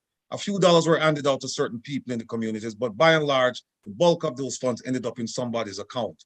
Now, I can find those accounts and I can help with the government to repatriate it. But here's the problem. The problem is that I'm going to ask the government to help me to investigate the government. So you see where the problem is. It's not going to happen. But I'm saying to you, you can start a groundswell movement. You can tell the government, just like you're doing in the Donnelly's case right now, that we want justice, right? Somebody came out with something the other day, said they want them partner drop. Well, people should start saying, more want my school, more want my clinic, more want my road, more want my training center, right? More want this, more want that, because monies were provided to Jamaica for those buildings and those services. And the monies never got to the people, and it's a disgrace. So people, you have to stand up. You have to stand up. I mean, we don't have to stand up except for the fact that we are dedicated patriots and we're here trying to fight with you, for you. Because I'm not getting anything out of this. I'm not asking for a fee or anything. In fact, I don't want a fee. I've made it clear that anything I do to help Jamaica, I do it for free. Because I'm satisfied where I'm in life. God has given me enough that I can take care of myself and my family. So I don't need to, I'm my friends. So I don't need to get greedy like some of these politicians, you know, as Peanut Dread would have said, you know, some of them fridge fat, them grass well cut, them house well nice. And where's the money coming from to do all of this? When you have a politician who's never had a job and is making $2,000 plus by being a member of parliament, but yet still him can afford a very nice house, vacations for children, for his kids, right? Cars, the whole works, and nobody asked any questions. And have house in Lader Hill, or Lader, what they call it in Miami. Where's that? Where's Lauder Hill? Lauder Hill, yeah. Oh, you know about it. You know about it, Dr. Francis. So why you expose it? I know, no. I just know the name. I just know the name of the city, but I don't know. Lauder Hill, but Lauder could be in France. I don't know. How you pick out that up so quick? Lauder Hill is in Florida. You know about it? I know a lot. You need to come on board with me and start expose people for the sake of Jamaica and Jamaicans. Here's the thing. Where's Bequatalk host Jeffrey Tavar? Jeff. Let me say this to you. Yeah. I believe that the forces here, they say that we send the most guns apparently, or Jamaicans send the most guns. Yet you have the FBI and you have other agencies, and how come, you know, they sit down and allow this talk to continue? Because I certainly don't send any guns to Jamaica. You see what I'm saying to you? So why are they doing this? What stake do they have in the game? So I do believe that there's complicity between the forces in the United States and in Jamaica and wherever. So, and it's in their best interest to do that. So I don't know who is taking what from whom. I certainly have not received any money from anybody. And unlike you, unfortunately, I was about to tell you that, you know, my good friend Ratty, he better give me a loan, because I don't know, I have spent so much money. I asked Nelson. Nelson can tell you. Nello, tell them for me now. We carry people from Belgium, we carry them from our place on our own dime for years. And if I do that anymore, I might as well go move with my own tattoo by myself, because I'm telling you, I've been warned. Gentlemen. They're not, hold on a second, Jeffrey, let me just say this. They're not serious about giving contracts to people from the outside who are not their friends. I know of a particular situation where a government official was given a contract, and this government official knew nothing about the subject matter. Zero, nothing. Nothing. And in fact, that government official confessed to me and said that they were told to form a company because they were going to get some contracts, and they were trying to hire me to come in. I said, no, you can't hire me. I'm trying to do my own thing, right? And that it's my understanding that that government official received the contract, right? And there was an issue about getting paid, but nevertheless, and notwithstanding, the fact of the matter is that you don't have a formal tender process. I mean, here it is that a high-ranking government official is saying to a person who wasn't even in the government yet, saying that, listen, form a company, and when you form the company, I will make sure that the contract gets forwarded to you. Is the same thing that's going on with the highway into Portland from St. Thomas from Harborview?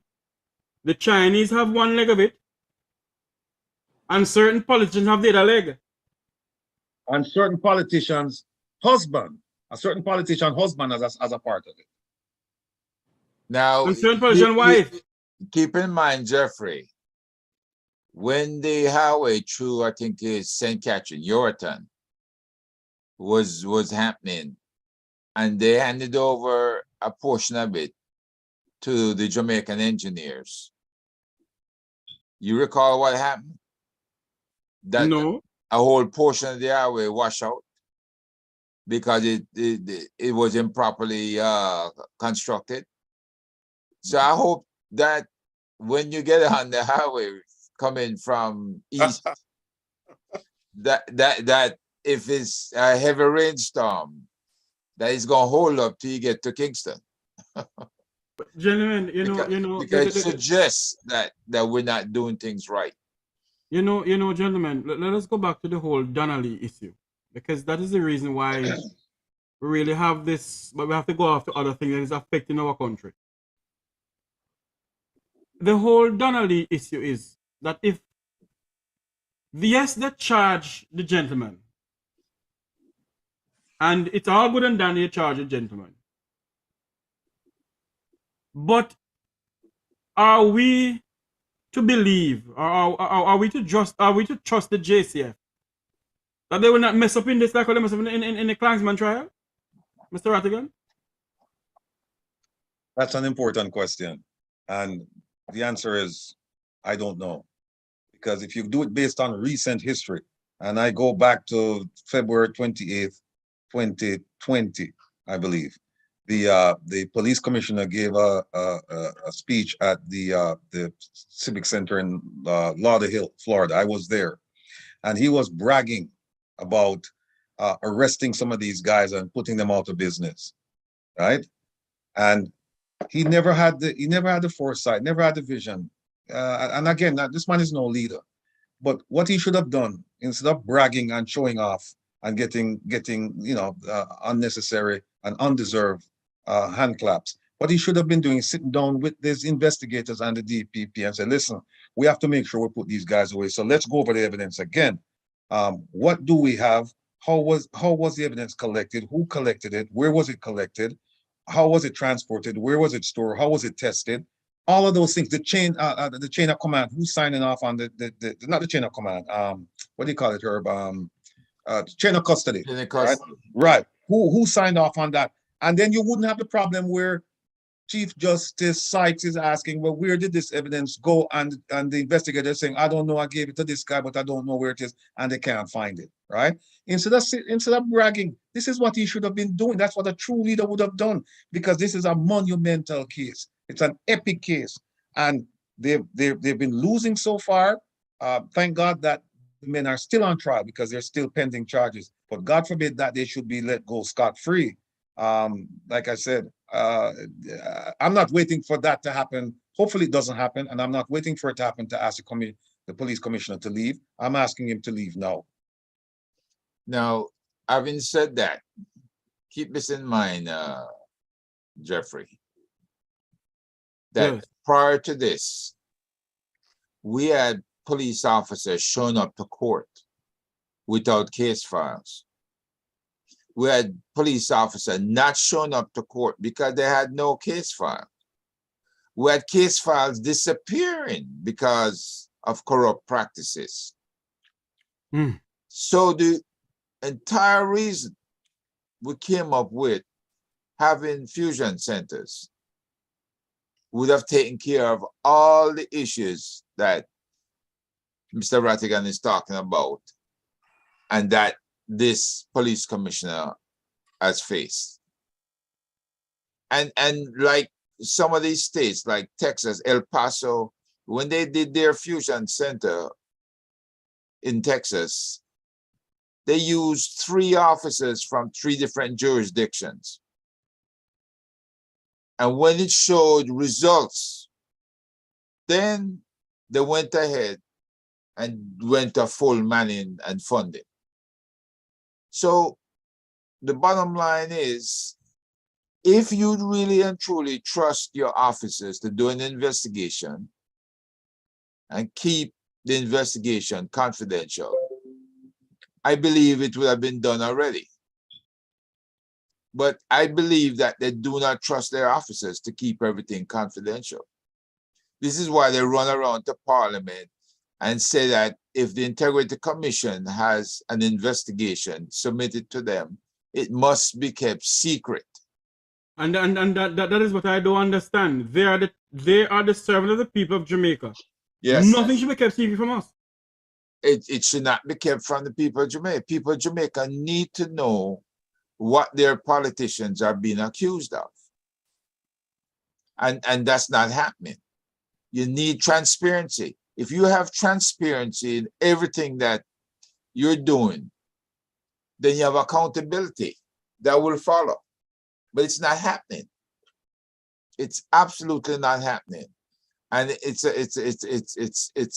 you know, the people of Jamaica not being best served. You know, we've taken up causes from private businessmen in this, you know, here.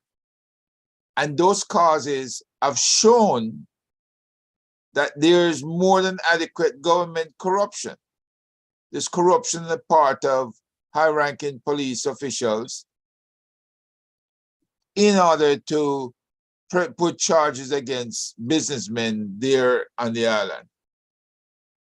And I believe that in turn, if that had worked, then you're gonna have organized crime within the Jamaican police force.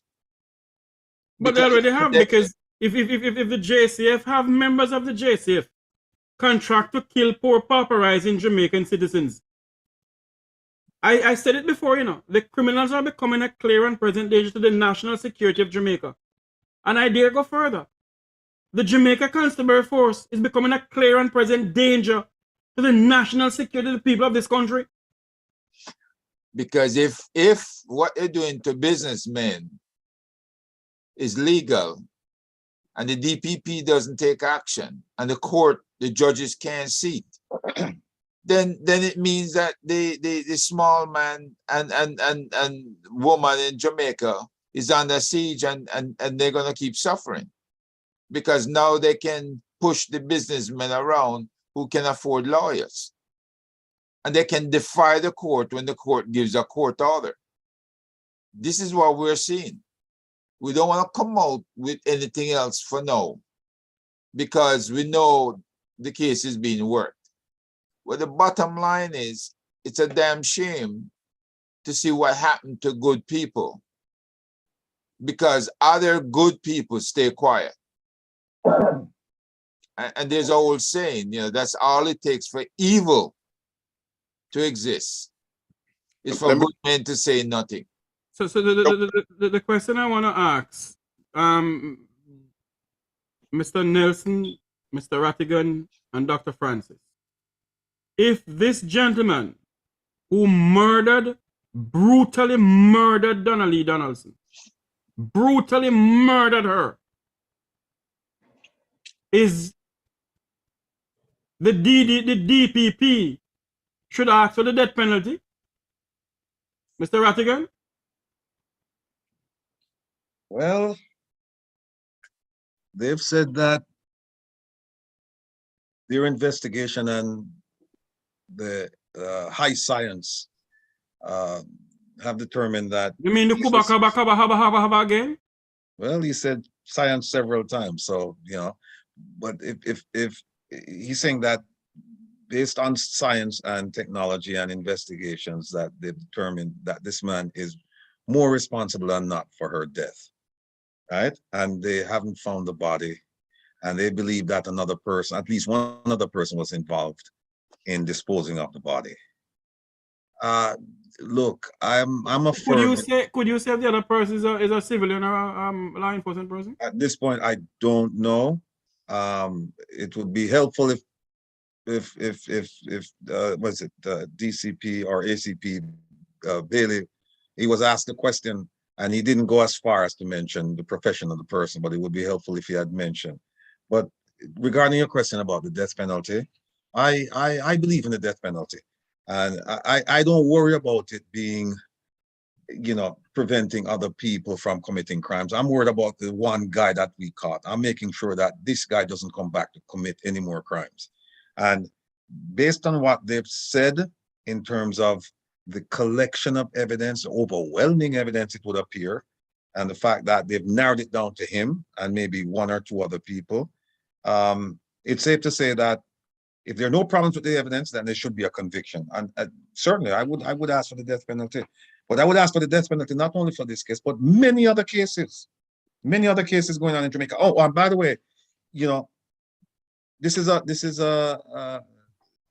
just a piece of advice to the dear gentleman, the police commissioner.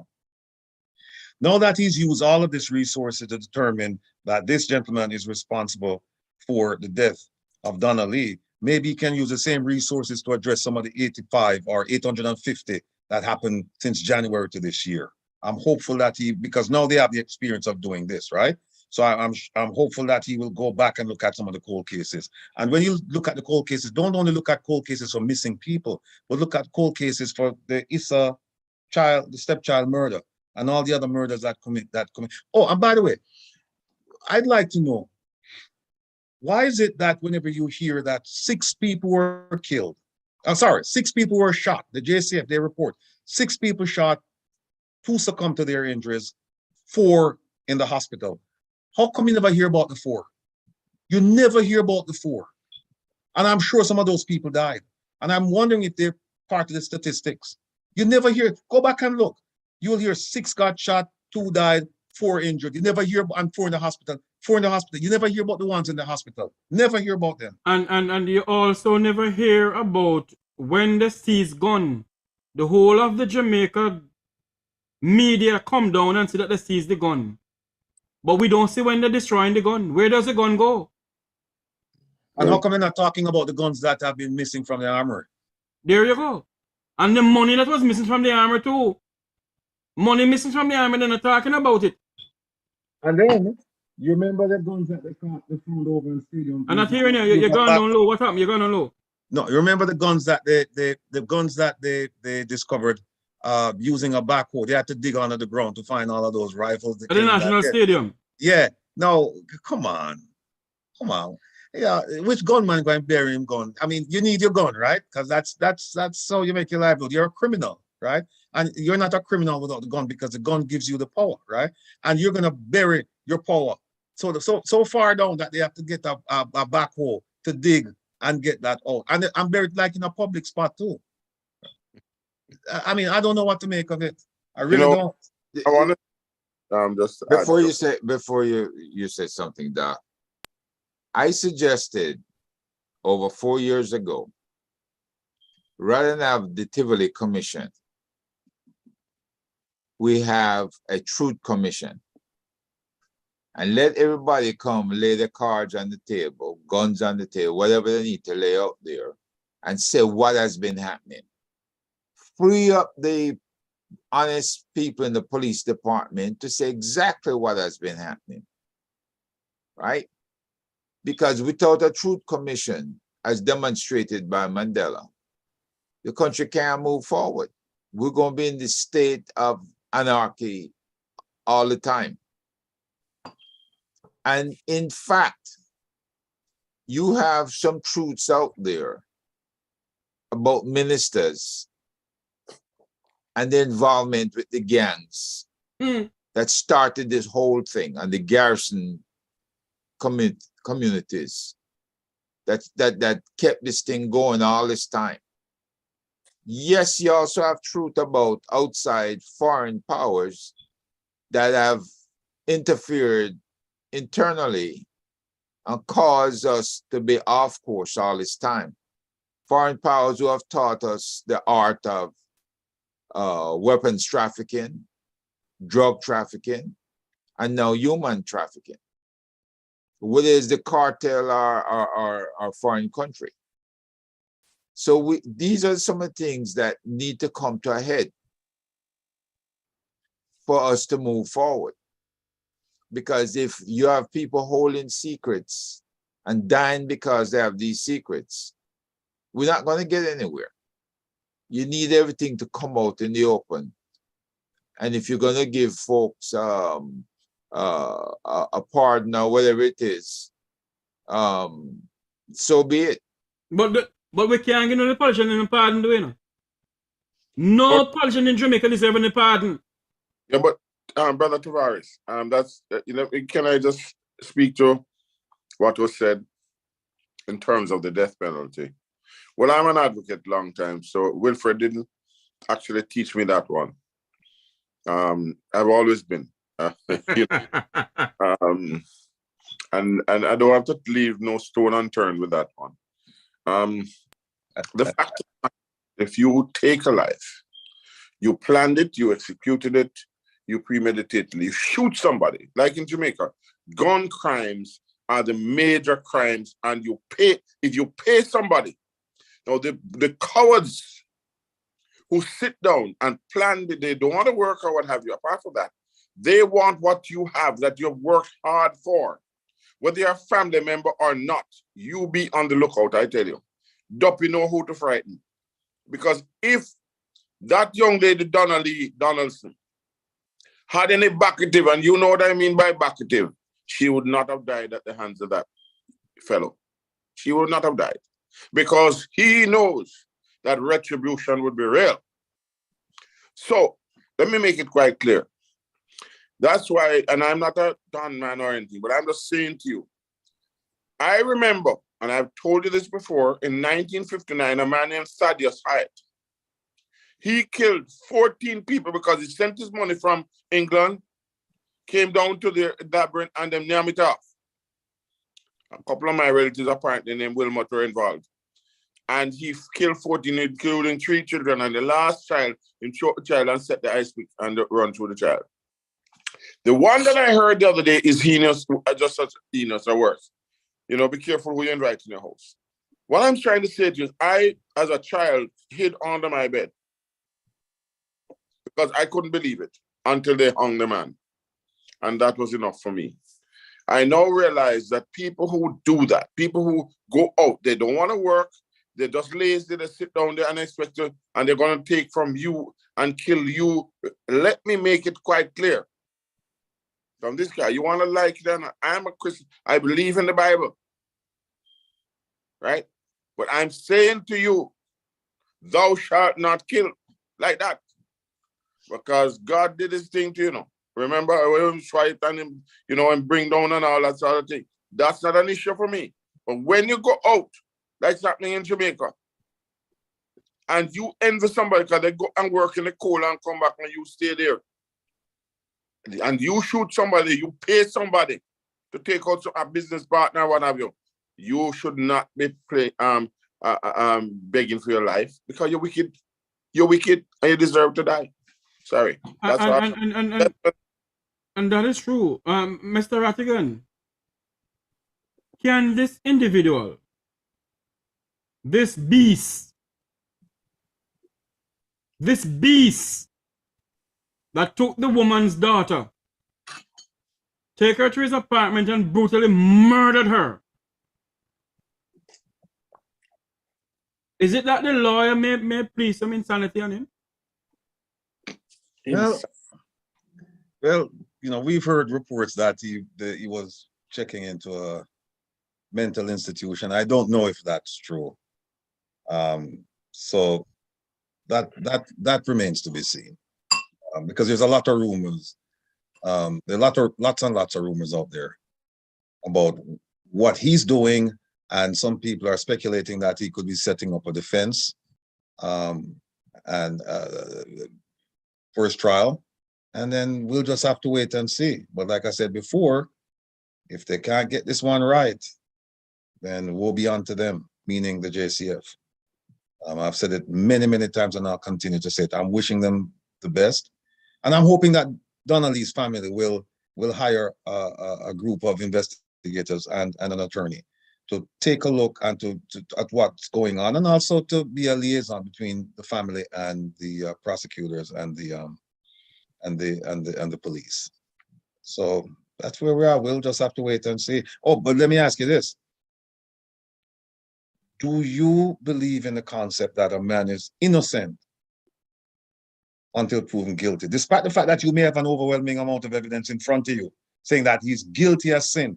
Do you still hold firm to the principle that, you know what, I see the evidence, it shows that he's guilty, but I believe he's innocent until he's proven guilty? Do you subscribe to that? You're asking me to that question? I'm asking the entire panel. Dr. Francis, you answer first, and then Mr. Nelson, and I'll answer. Hey, Brother Tavares, why do you always pick on me when the difficult questions? Honestly, I struggle with it. I absolutely struggle with that. You know, because when the guilt is obvious, I think that we are wasting money and time on people, you know, for what I don't know, certainly the government's money. I have the same view of persons who kill people, mass shootings in the United States. I believe we're wasting money because and especially those that give up. Why? Sorry, I mean, don't ask me. One of the reasons that I've not even commented on that is because I asked myself, what could Donnelly have said to Maitland that enraged him, that caused him to strike out? What could she possibly have said or done, right? If there was any love at all, or if there was a care at all, right? That's the only reason he would have let her even come visit. Because I understand she had 2 miscarriages while his current girlfriend, the policewoman, had 2 babies for him.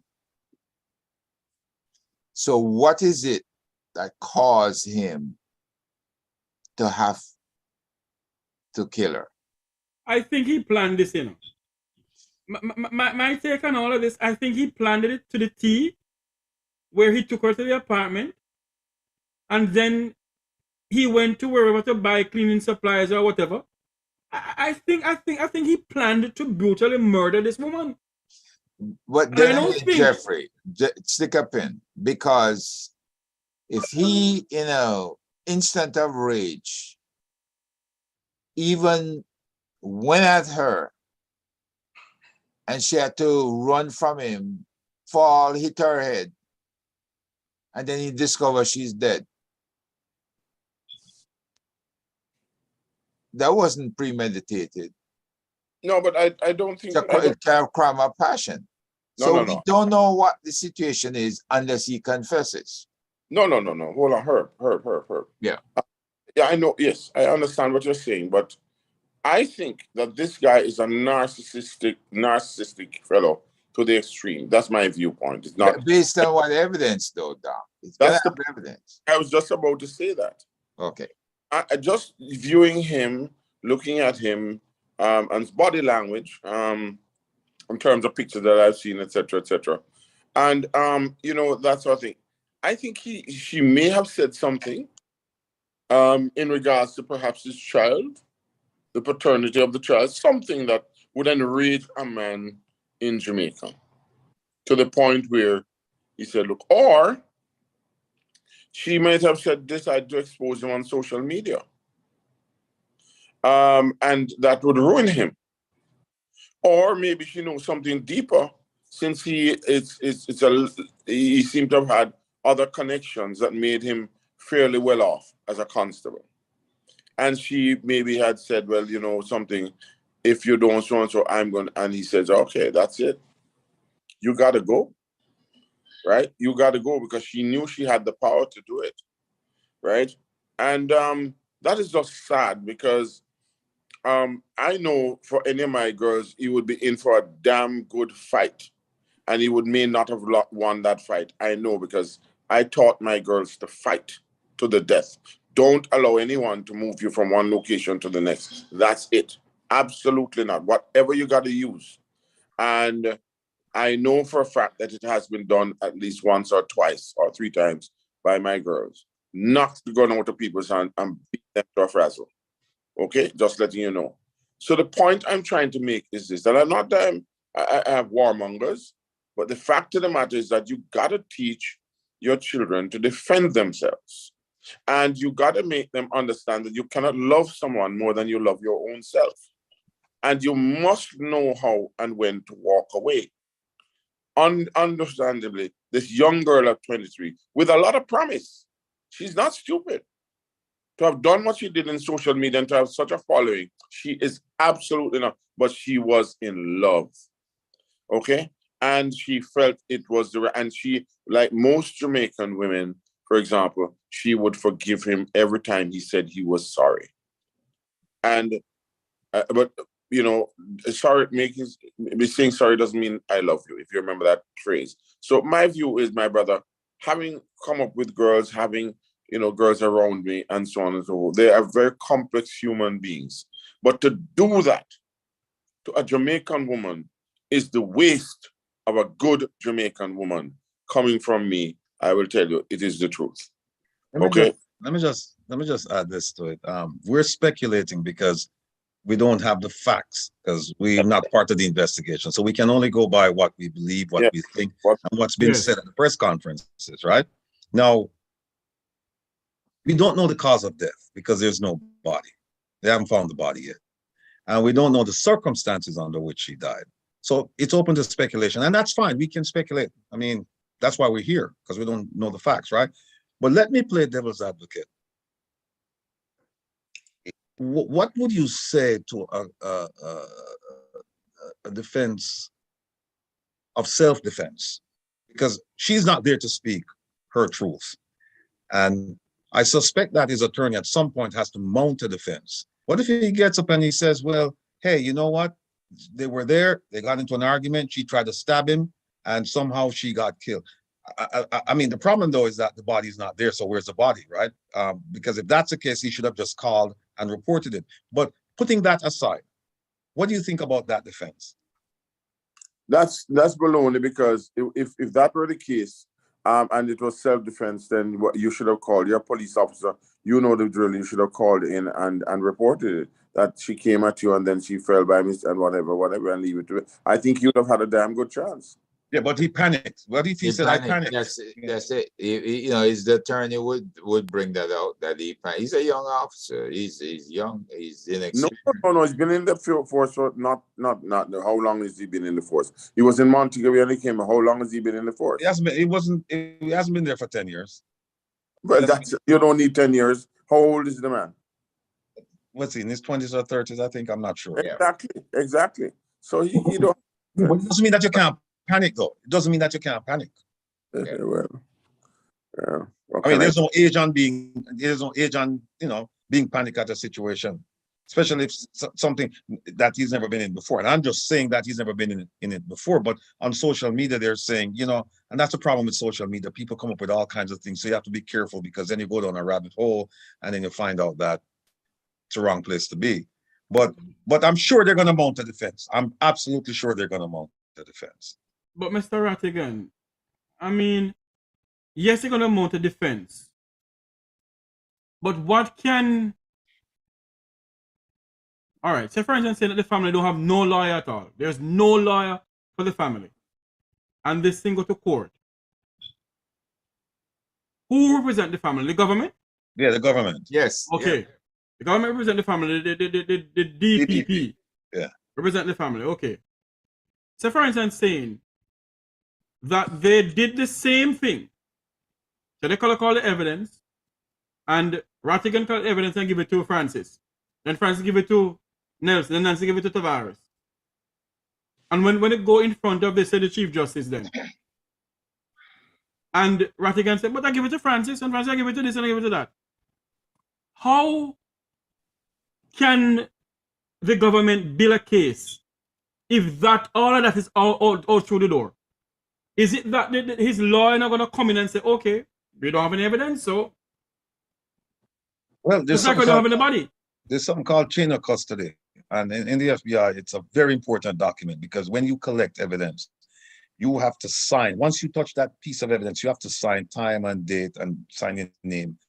And then when you pass it off to somebody else, they have to sign that they've received it, so that there is an unbroken chain of where that evidence was, where it is, and where it's going to be. Now, But go ahead. No, you see, but Mr. Rattigan, Brother Rattigan, you see, that's the problem. They can tarnish the evidence during the process of exchanges in a system that is not too above board, right? And that's my fear, because they may be aware of something like that, or not necessarily aware, but what you know what I'm talking about. I mean, you're talking about the specter of corruption. They're saying that they can tarnish the evidence and let this guy walk. Let me tell you something. If they allow, with the mood of the country right now, any government, any Ministry of National Security, any police commissioner who does that is simply finished. Because the people then know, because then they believe from the beginning that there's corruption, and now they're going to watch the spectrum, and now they're going to see live and direct how it works. And let's say the gentleman walks scotch-free. Let's say, God forbid, that he goes scotch-free. Then what then can the family do, Mr. Rattigan? Well, I don't know for sure in Jamaica, but I know that in America that you can bring a civil action for wrongful death, and the standard is lower in a civil case. It's a preponderance of the evidence. It's 51%, right? Yeah. Whereas with a criminal case, it's beyond a reasonable doubt. Right? Yeah, so it's a lower standard, and then you can sue for that. I'm not sure how it works in Jamaica, but I'm fairly certain that there is a process whereby you can sue civilly. I'm not just. So who would you sue? You sue him. Yeah. Then suppose, for instance, saying that as in come off of the case in flee the island. Well, if he's off the case, then he's no longer under charge, right? So then they have to give him back his travel documents. So he's free to travel. If the place is going to allow him to travel to there. Yeah. So if you know, gentlemen, right now I think the family is between a rock and a hard place. Listen, let me tell you something. They can do a lot with people with the support from the Diaspora Council, for example, and so on and so forth. They can get rid of his visa from now. They can advocate for that so that he has nowhere to go, right? And if he stays in Jamaica, he's in jeopardy. So and maybe he could apply other places for that reason. But I think he's in a rock and a hard place, because what he has done is he's turned the world against him for being in a position like that, and he's a bully, and so therefore I'm hoping that they'll not allow a bully to go unpunished. But there are lots of bullies in this world, and many of them in Jamaica, who feel that they can do anything and get away with it. And that is a very, very dangerous thing. We have a lot of lovely and wonderful people in Jamaica. I mean, I have already said that many, many times. But there are some that are definitely, I don't know. I think that some of the people, I don't know where they're going to put the money. When something happens to them, when they die, are they going to take all that money with them? Have they not seen what happened to the couple, the legal couple in Barbados? So let them continue. Let them continue to do what they're doing. If Let Minister, me just say something right here. Somebody just sent me this in the newspaper, and the DCP Clifford Blake mentioned it today, that a cop was transferred pending a probe for his alleged role in facilitating the unauthorized jail visit of an entertainer to Noel Maitland. You see what I'm saying? I beg your pardon? This Noel Maitland, he had an unauthorized jail visit. Somebody visited him that shouldn't have last week, and a cop allowed it to happen. Yeah. Yeah. I hear. Well, I would want to Hold a minute. check Hold a out minute. that Hold a minute. entertainer. Hold a minute. We're gonna wrap up soon, but somebody's asking for the WhatsApp number. The 876-782-8235. I just saw your message. I do apologize about it. It's 876-782-8235. You can call in now. We're gonna wrap up anytime soon, but you can call in now and take part in the discussion. So you're saying to me that this man get visit from entertainer? Unauthorized visit. Apparently he wasn't supposed to have any visit, and there was a cop who was transferred because he allowed the visit to take place. You should be fired. Yeah, but you need more than that, though. If there's anything behind the visit, I would want to find out what is Maitland's association with this entertainer, and what is there a possibility that Maitland passed him information important to their transactions. I would love to follow up on that, because you are a man so high profile in jail, and you're gonna let somebody in to see him. Somebody pulled strings. Yeah. Somebody pulled some strings. So I'd love to know who the entertainer is and what's Maitland's relationship with that entertainer. Start already.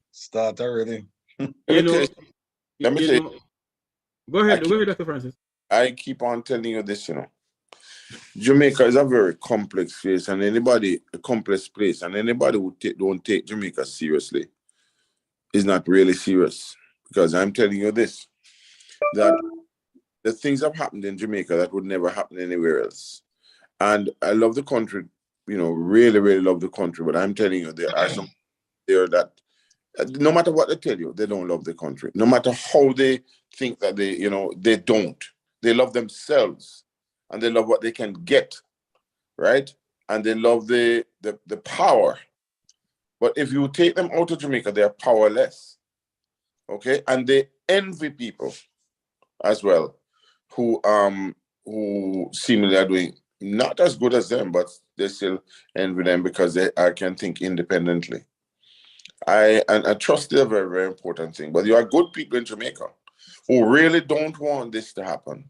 But they might be surprised that their very friends and what have you may be more involved than they think in many things that are happening in the country. Because look at this one instance. All the guns coming into Jamaica, who the heck can afford that? They talk about the gangs, yeah, but who can arrange all those things? So those various things. Oh yes, listen to me, Dr. Francis. Not the gang members. It is coming from some big top notch of the Vumva in Jamaica, of the society. Cherry Garden and Narbrook and wherever. That's where it's coming from. But isn't that where you come from, Tavares? No, I come from Negril. I don't know what It reminds me again, Jeffrey, the 3 police officers that spoke about. One fled, 2 in custody, and they're going to charge them with murder. Which case was that? It was the gun down of a man who they tried to extort money from. Yeah, Tyler. So the police is involved in contract killing, killing Jamaican citizens. And you expect the Jamaican citizens must trust the police force? No, hold on, Brother Tavares. All I'm saying is that don't use one broad brush, please. Because let me tell you something. You might be surprised. There may be ministers of religion or any other sort, doctors, whoever, who other people, highfalutin people who are behind all you never know. That's what I said to you. There's people of the Vumvavon, the Vumvavine society in Jamaica is involved in the gun running in our country. It's the only no problem. poor pauperizing, Mr. Dr. Francis, no poor pauperizing dirty foot choices, boy. No involving in no damn contract killing and no gun running in Jamaica.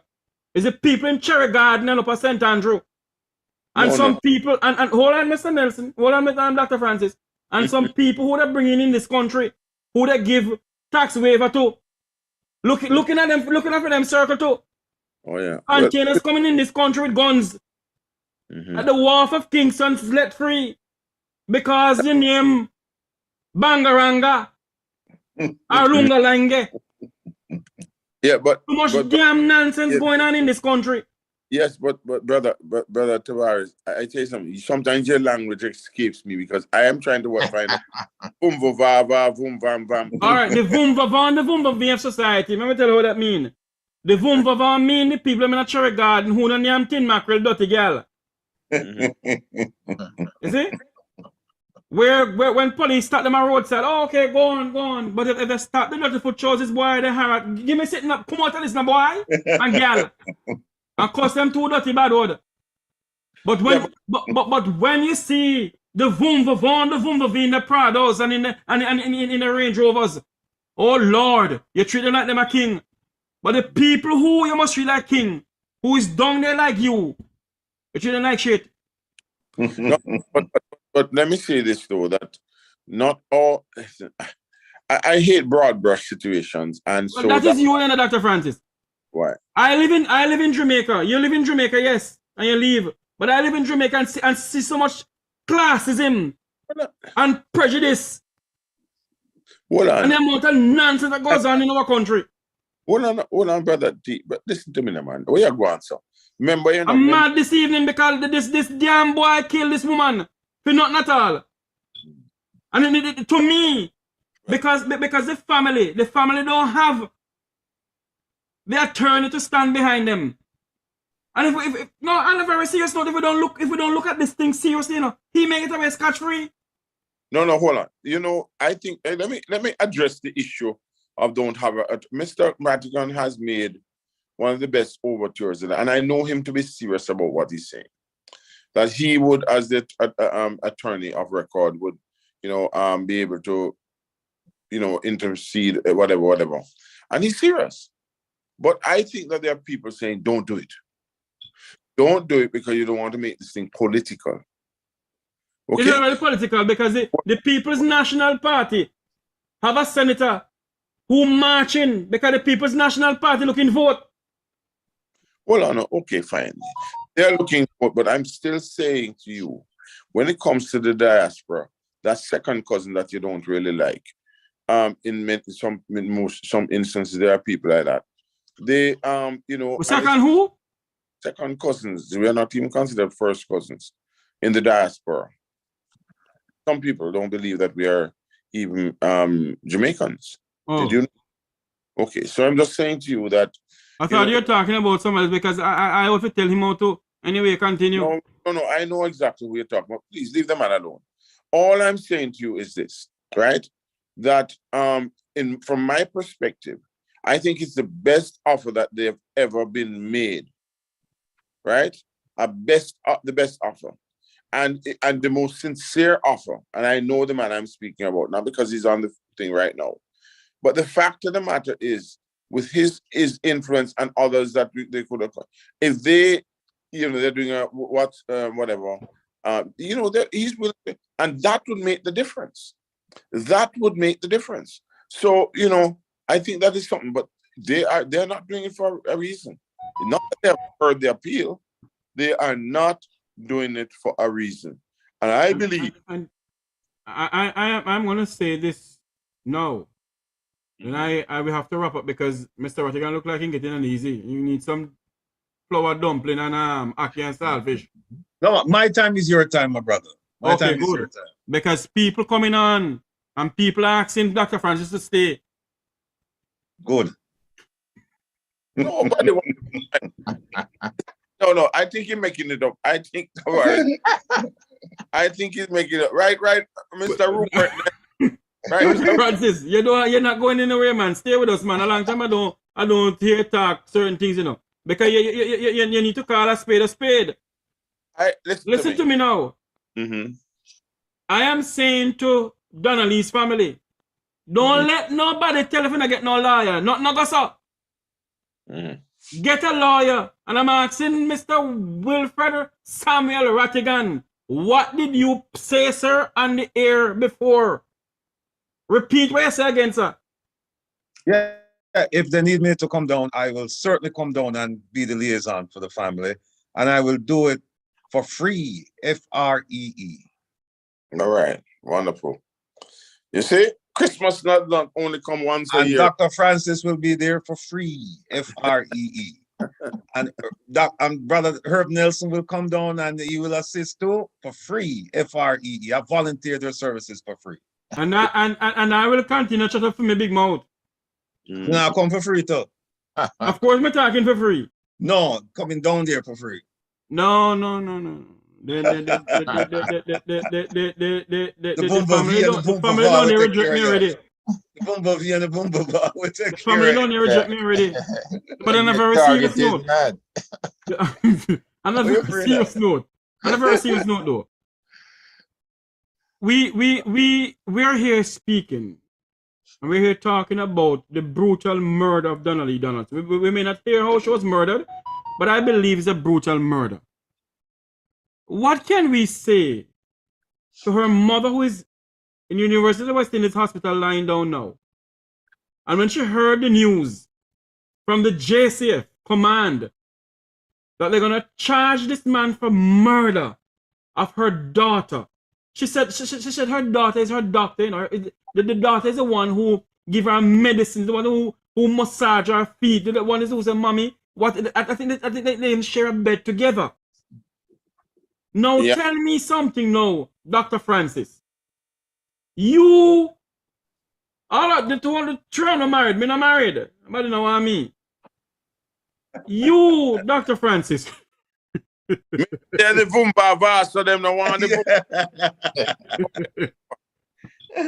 No, how? If you hear or your wife heard that one of your daughter was the police is saying that she was brutally murdered, how would you feel? I mean, I'm trying to imagine how Donnelly mothers feel. Boy, I don't want to answer that question, you know. I really don't want to answer that question because I don't want people to know another side of me. So we just leave that question. I'm not even answering that question at all. Let me take a stab at it. You take she feels, I mean, poor lady, she's in the hospital as a result of this.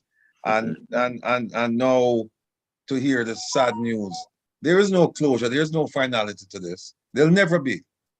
And to make it even worse, there is no body. They can't find the body. So how is this woman? You know, she's thinking that I need to give my daughter a proper burial. I know they can't find the body. So I mean, she's going through stress and strain right now, and we need to pray for her. We need to pray for her because she needs it more than anybody else right now. She's going through a lot of trauma, a lot of stress, a lot of strain, a lot of issues. And there is no end in sight, because if they had found the body, it still would have been a problem. But here it is that she's told, okay, we're going to charge this man we're charging him for murdering your daughter. And by the way, we don't have the body. Yes. Just about that. I just want to say, listen, I endorse that, but I want to take it to one more level. There are people who assisted this. It is quite obvious that there are people that are just as bad as he is or worse. Okay? And they should be found. And what they do with them, I would not like to explain it on... hang them! Bring in back hanging! Hang who fi hang! Put them in a halfway train, hang them! Enough is enough! Well, my brother, I mean, you know, I'm just saying to you that those persons, for no other reason, all of them should be lumped together. They should not get away with it.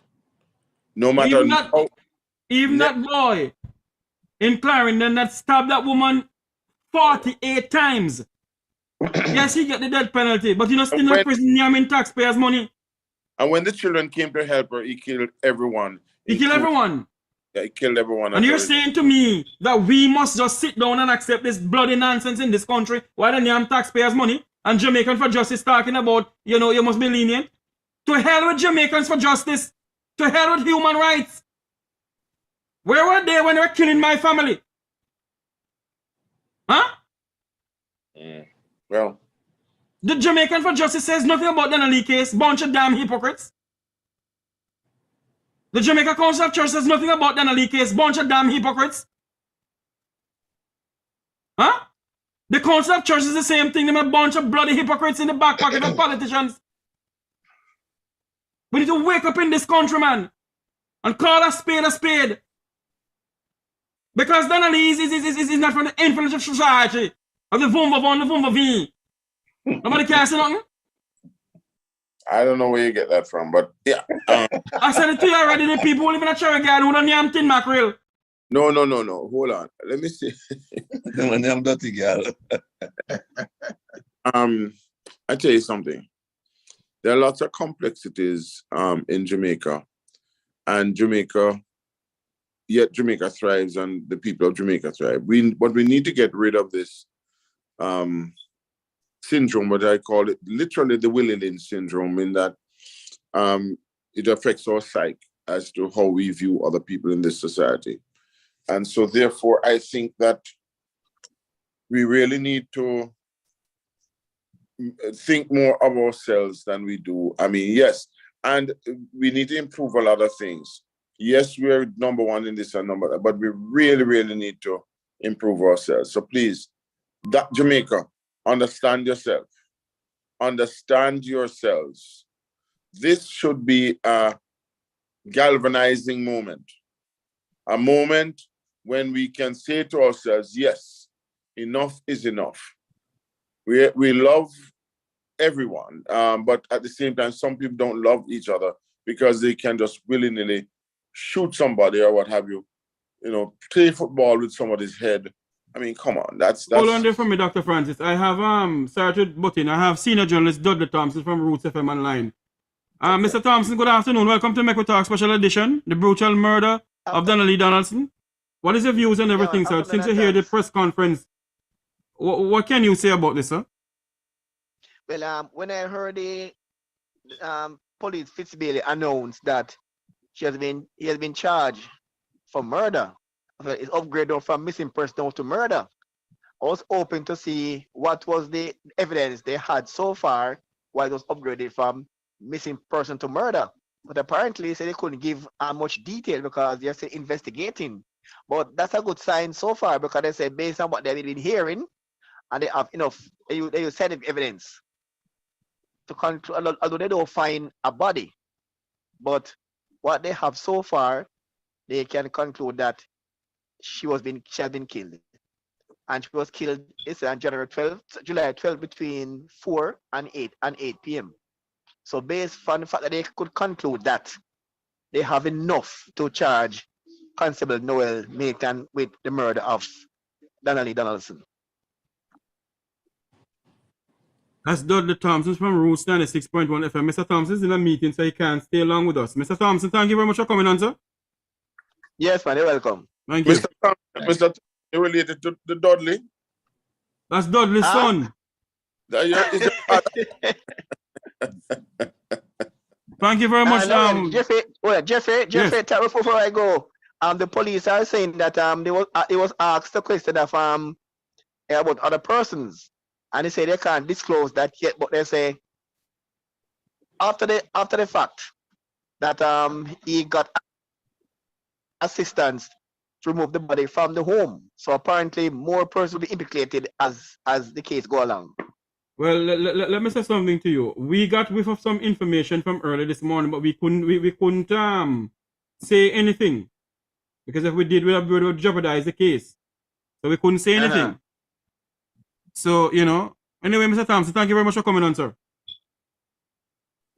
Yes. Thank you. Mr. Rattigan, you were saying something, sir? Yeah, I was saying that the fact that they said that Maitland received assistance after the fact to dispose of the body. I mean, that's it in a nutshell. They have I don't know how much evidence, but they have some evidence that Maitland is responsible for killing Donnelly, and that Maitland received assistance to dispose of the body from at least one person. So that means that draw the investigation to a broader area then? Yeah, they're looking at least one other person. Now, hopefully this person can, once they grab this person, then this person can start talking about his or her assistance. And I mean, they're looking at, I mean, they would get I mean, if that had been in America, they would get a good deal in the sense that they would be, they would be charged for their activities after the fact, but they would face less prison time than Maitland would. So that would be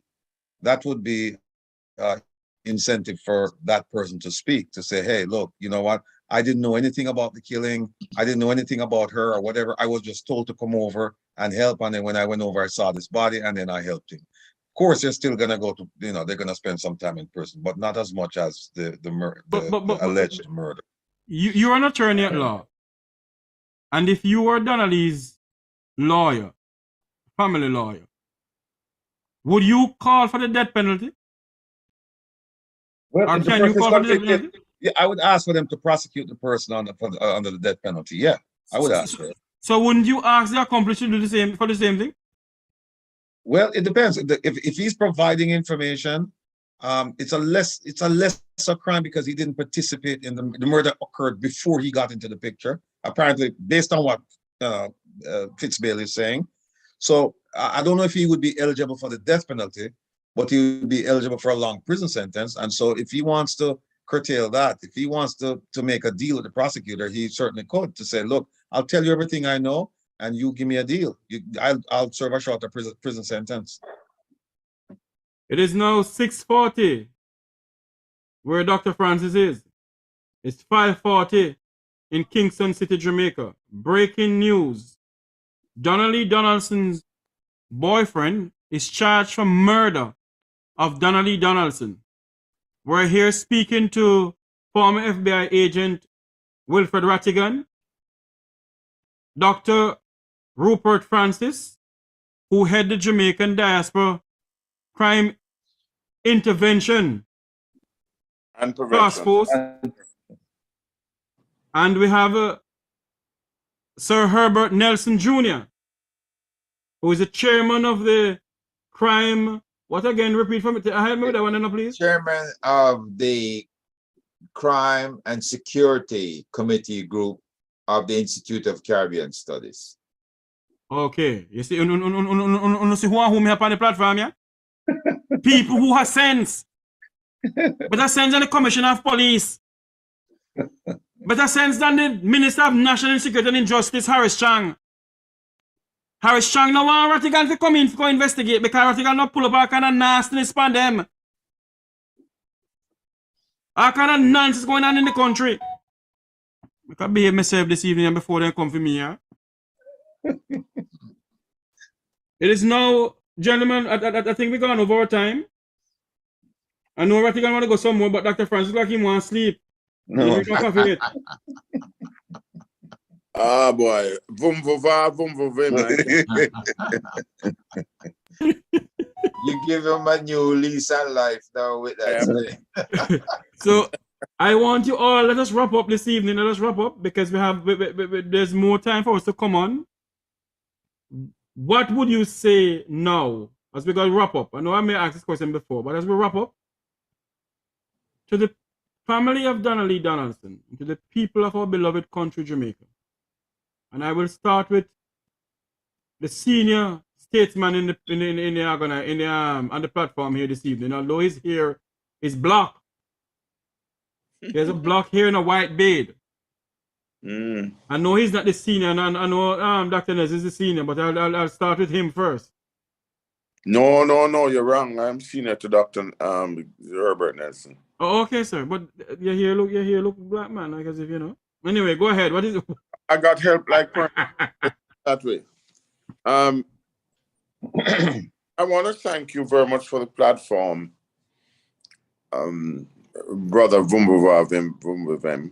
Mind it by the tongue. Whatever. The point I'm making though is that it really was very enthusiastic, and heartfelt hours we have been on the phone, and I've enjoyed everything that has been said and whatever participation I've had. But I would just ask the people, do not sit idly by and allow people to tell you the untruth about Jamaica. We love Jamaica, but if you must tell yourself, if you tell yourself the truth, you can't be false to any other man or woman.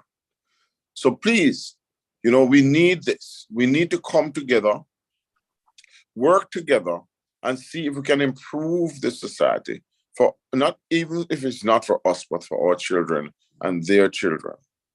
Okay? They will thank us. Jamaica is one of the most well-known countries in the world over a lot of other countries. So let us be mindful of that. We are blessed. And yes, there's a Mr. Vegas, listen to it. That song by Mr. Vegas, one of the best tunes I've ever heard. We are blessed as a nation. And every artist that I know of that type of ilk says the same thing.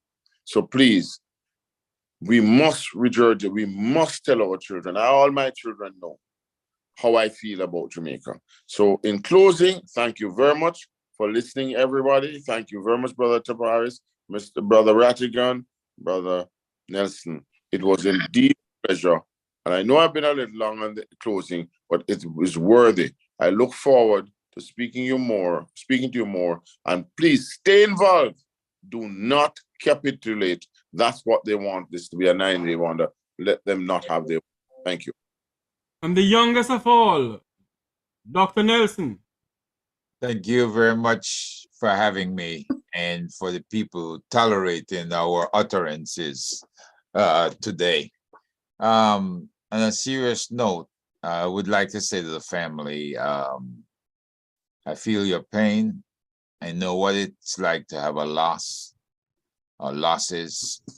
I also know that you have to have faith, and your faith in God. And that is what, as usually and normally, and in most cases, pull people through, is having faith.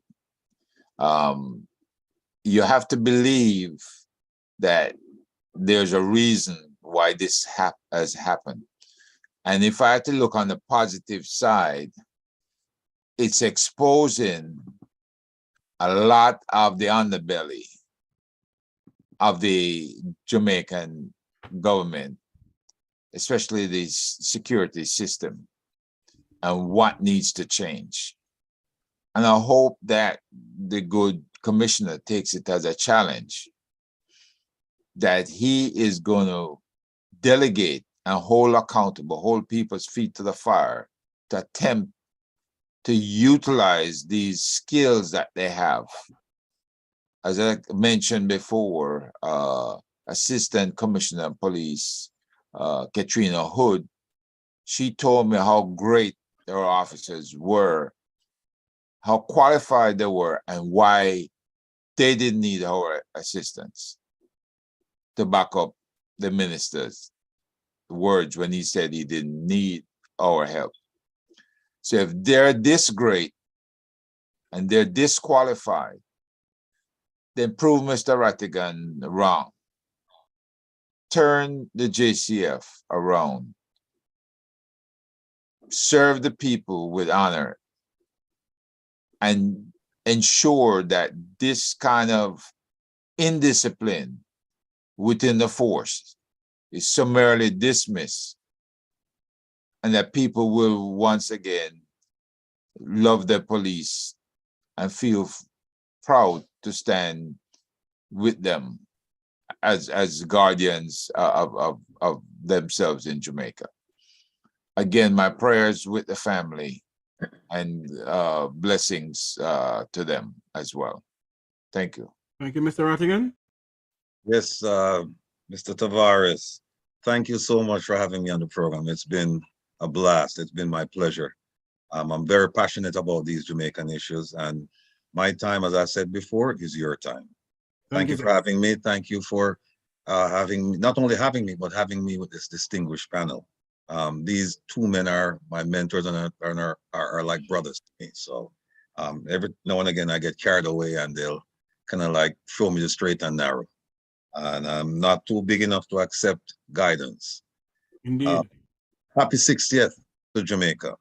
And as we look forward to Vision 2030, I say to Jamaica, as far as the crime situation is concerned, keep your eye on the ball. Keep your eye on the law enforcement sectors of Jamaica.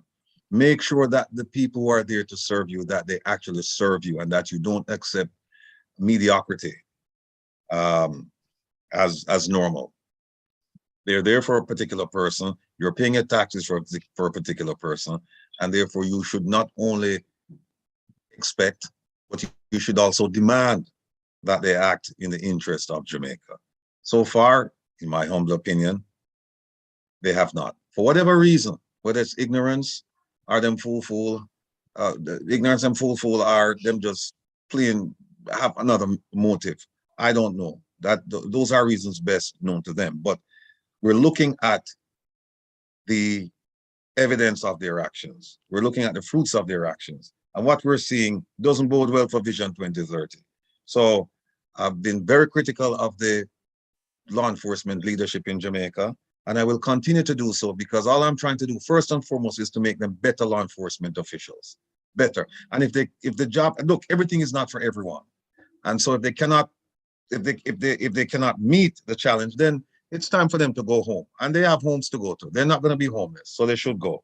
And finally, well, not finally, to my brothers and sisters in the JCF, the hardworking, dedicated public servants. I know that sometimes you feel like you're on a rudderless ship and you're going astray, but hanging there because this cannot go on forever. It has to change at some point. And hopefully with the support of the people of Jamaica, a change will be coming pretty soon and we can right the wrongs, we can right the ship. As far as Donnelly and her family are concerned, Donnelly's family is concerned, I hope and I pray that the Almighty will fortify and strengthen them as they go through this period of loss. It's a difficult time, terrible time. I can't imagine what it's like. I can imagine what it's like to lose a loved one, but not in this particular manner. I've never lost anyone in this manner. So I understand what her mom, her brothers, and the rest of the family members are going through. And I say to you that if you need to reach out to me, you have Mr. Jeffrey Tavares' number. He knows where to find me. I'm a traveling person, but I'm never out of touch with him. And so if you need just somebody to hold you, give you a hug, or to provide some guidance as to what you should be doing, I'm ready, available, anytime, any day. Please do not hesitate to call upon me. Thank you very much again, Jeffrey, for having me. Thank you, gentlemen. As we go, I want everyone to know that sometimes I get carried away and say things that majority of our family members and Jamaicans may be upset with. But the time has come for us as Jamaicans to put away political affiliations, to put away the love for party, and have love for your country. The love that you have for your country, if you love yourself, then you have to love your country. Don't love party first over country. Don't put party first over country. We are and always will be Jamaicans. Anywhere in the world we go, we are Jamaicans. Sweet, sweet Jamaica, nah left ya. We leave our shores to go to other countries for a better way of living, a better life. Because of the rampant corruption in our country, or because of other things, why we leave. But I say to my fellow Jamaicans, from Negril Point to Moran Point, let us continue fight the fight of change. As what Sam Cooke said, a change must come. Martin Luther King said, I have a dream that one day this nation will rise up and live out the true meaning of its creed, that all men are created equal. Well, I have a dream that Jamaica must change and will change. That Jamaica must have a place, or must be the place to live, work, and raise family. That politicians will not disrespect the people of our country and look down to them, but have respect for them. That one day we must come together and change the constitution for the people, of the people, and by the people. Not a constitution of the favorite few. Not a government of the favorite few, but a government of the people, for the people, and by the people. And to Donnelly Donaldson's family. I know Donnelly. I met her more than one time. We have spoken, and my heart goes out this evening to her mother, who is in the University of West Indies Hospital. Miss Sonia, may God in His mercy give you the strength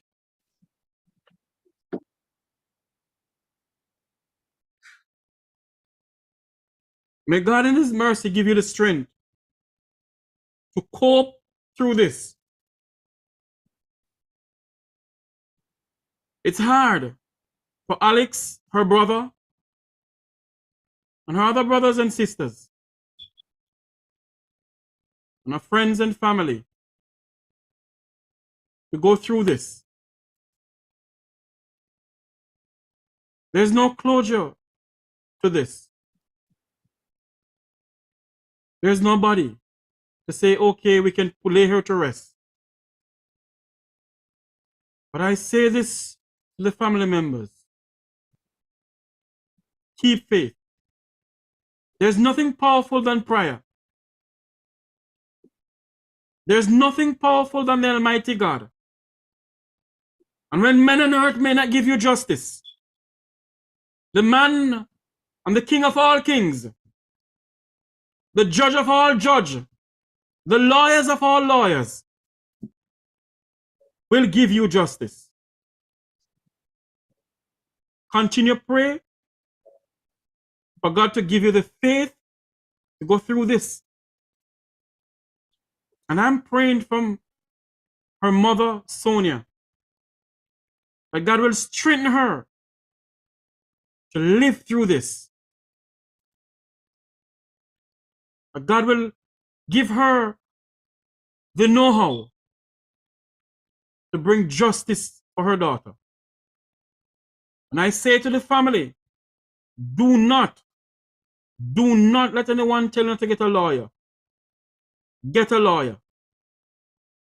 Wilfred Rattigan, a son of Jamaica, has offered his service for free to come down,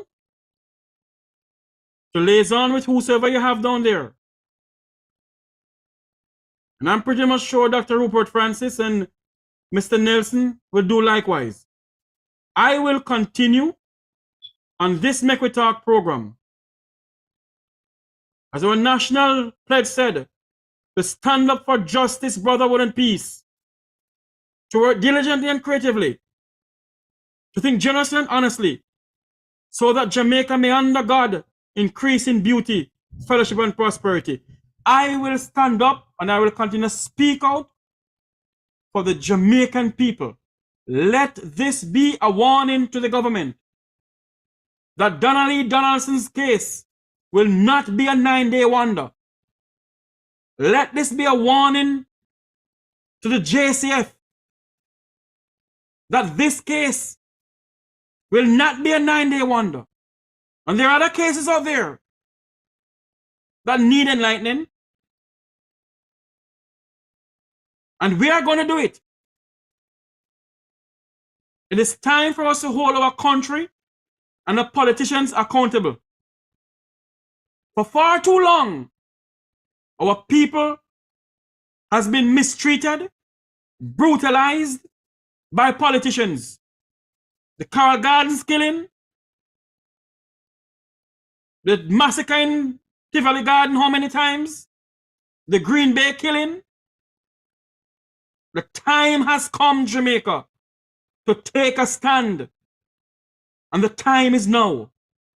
May God bless you, and may God bless Jamaica land we love. Have a good night, everyone. Gentlemen, have a good night.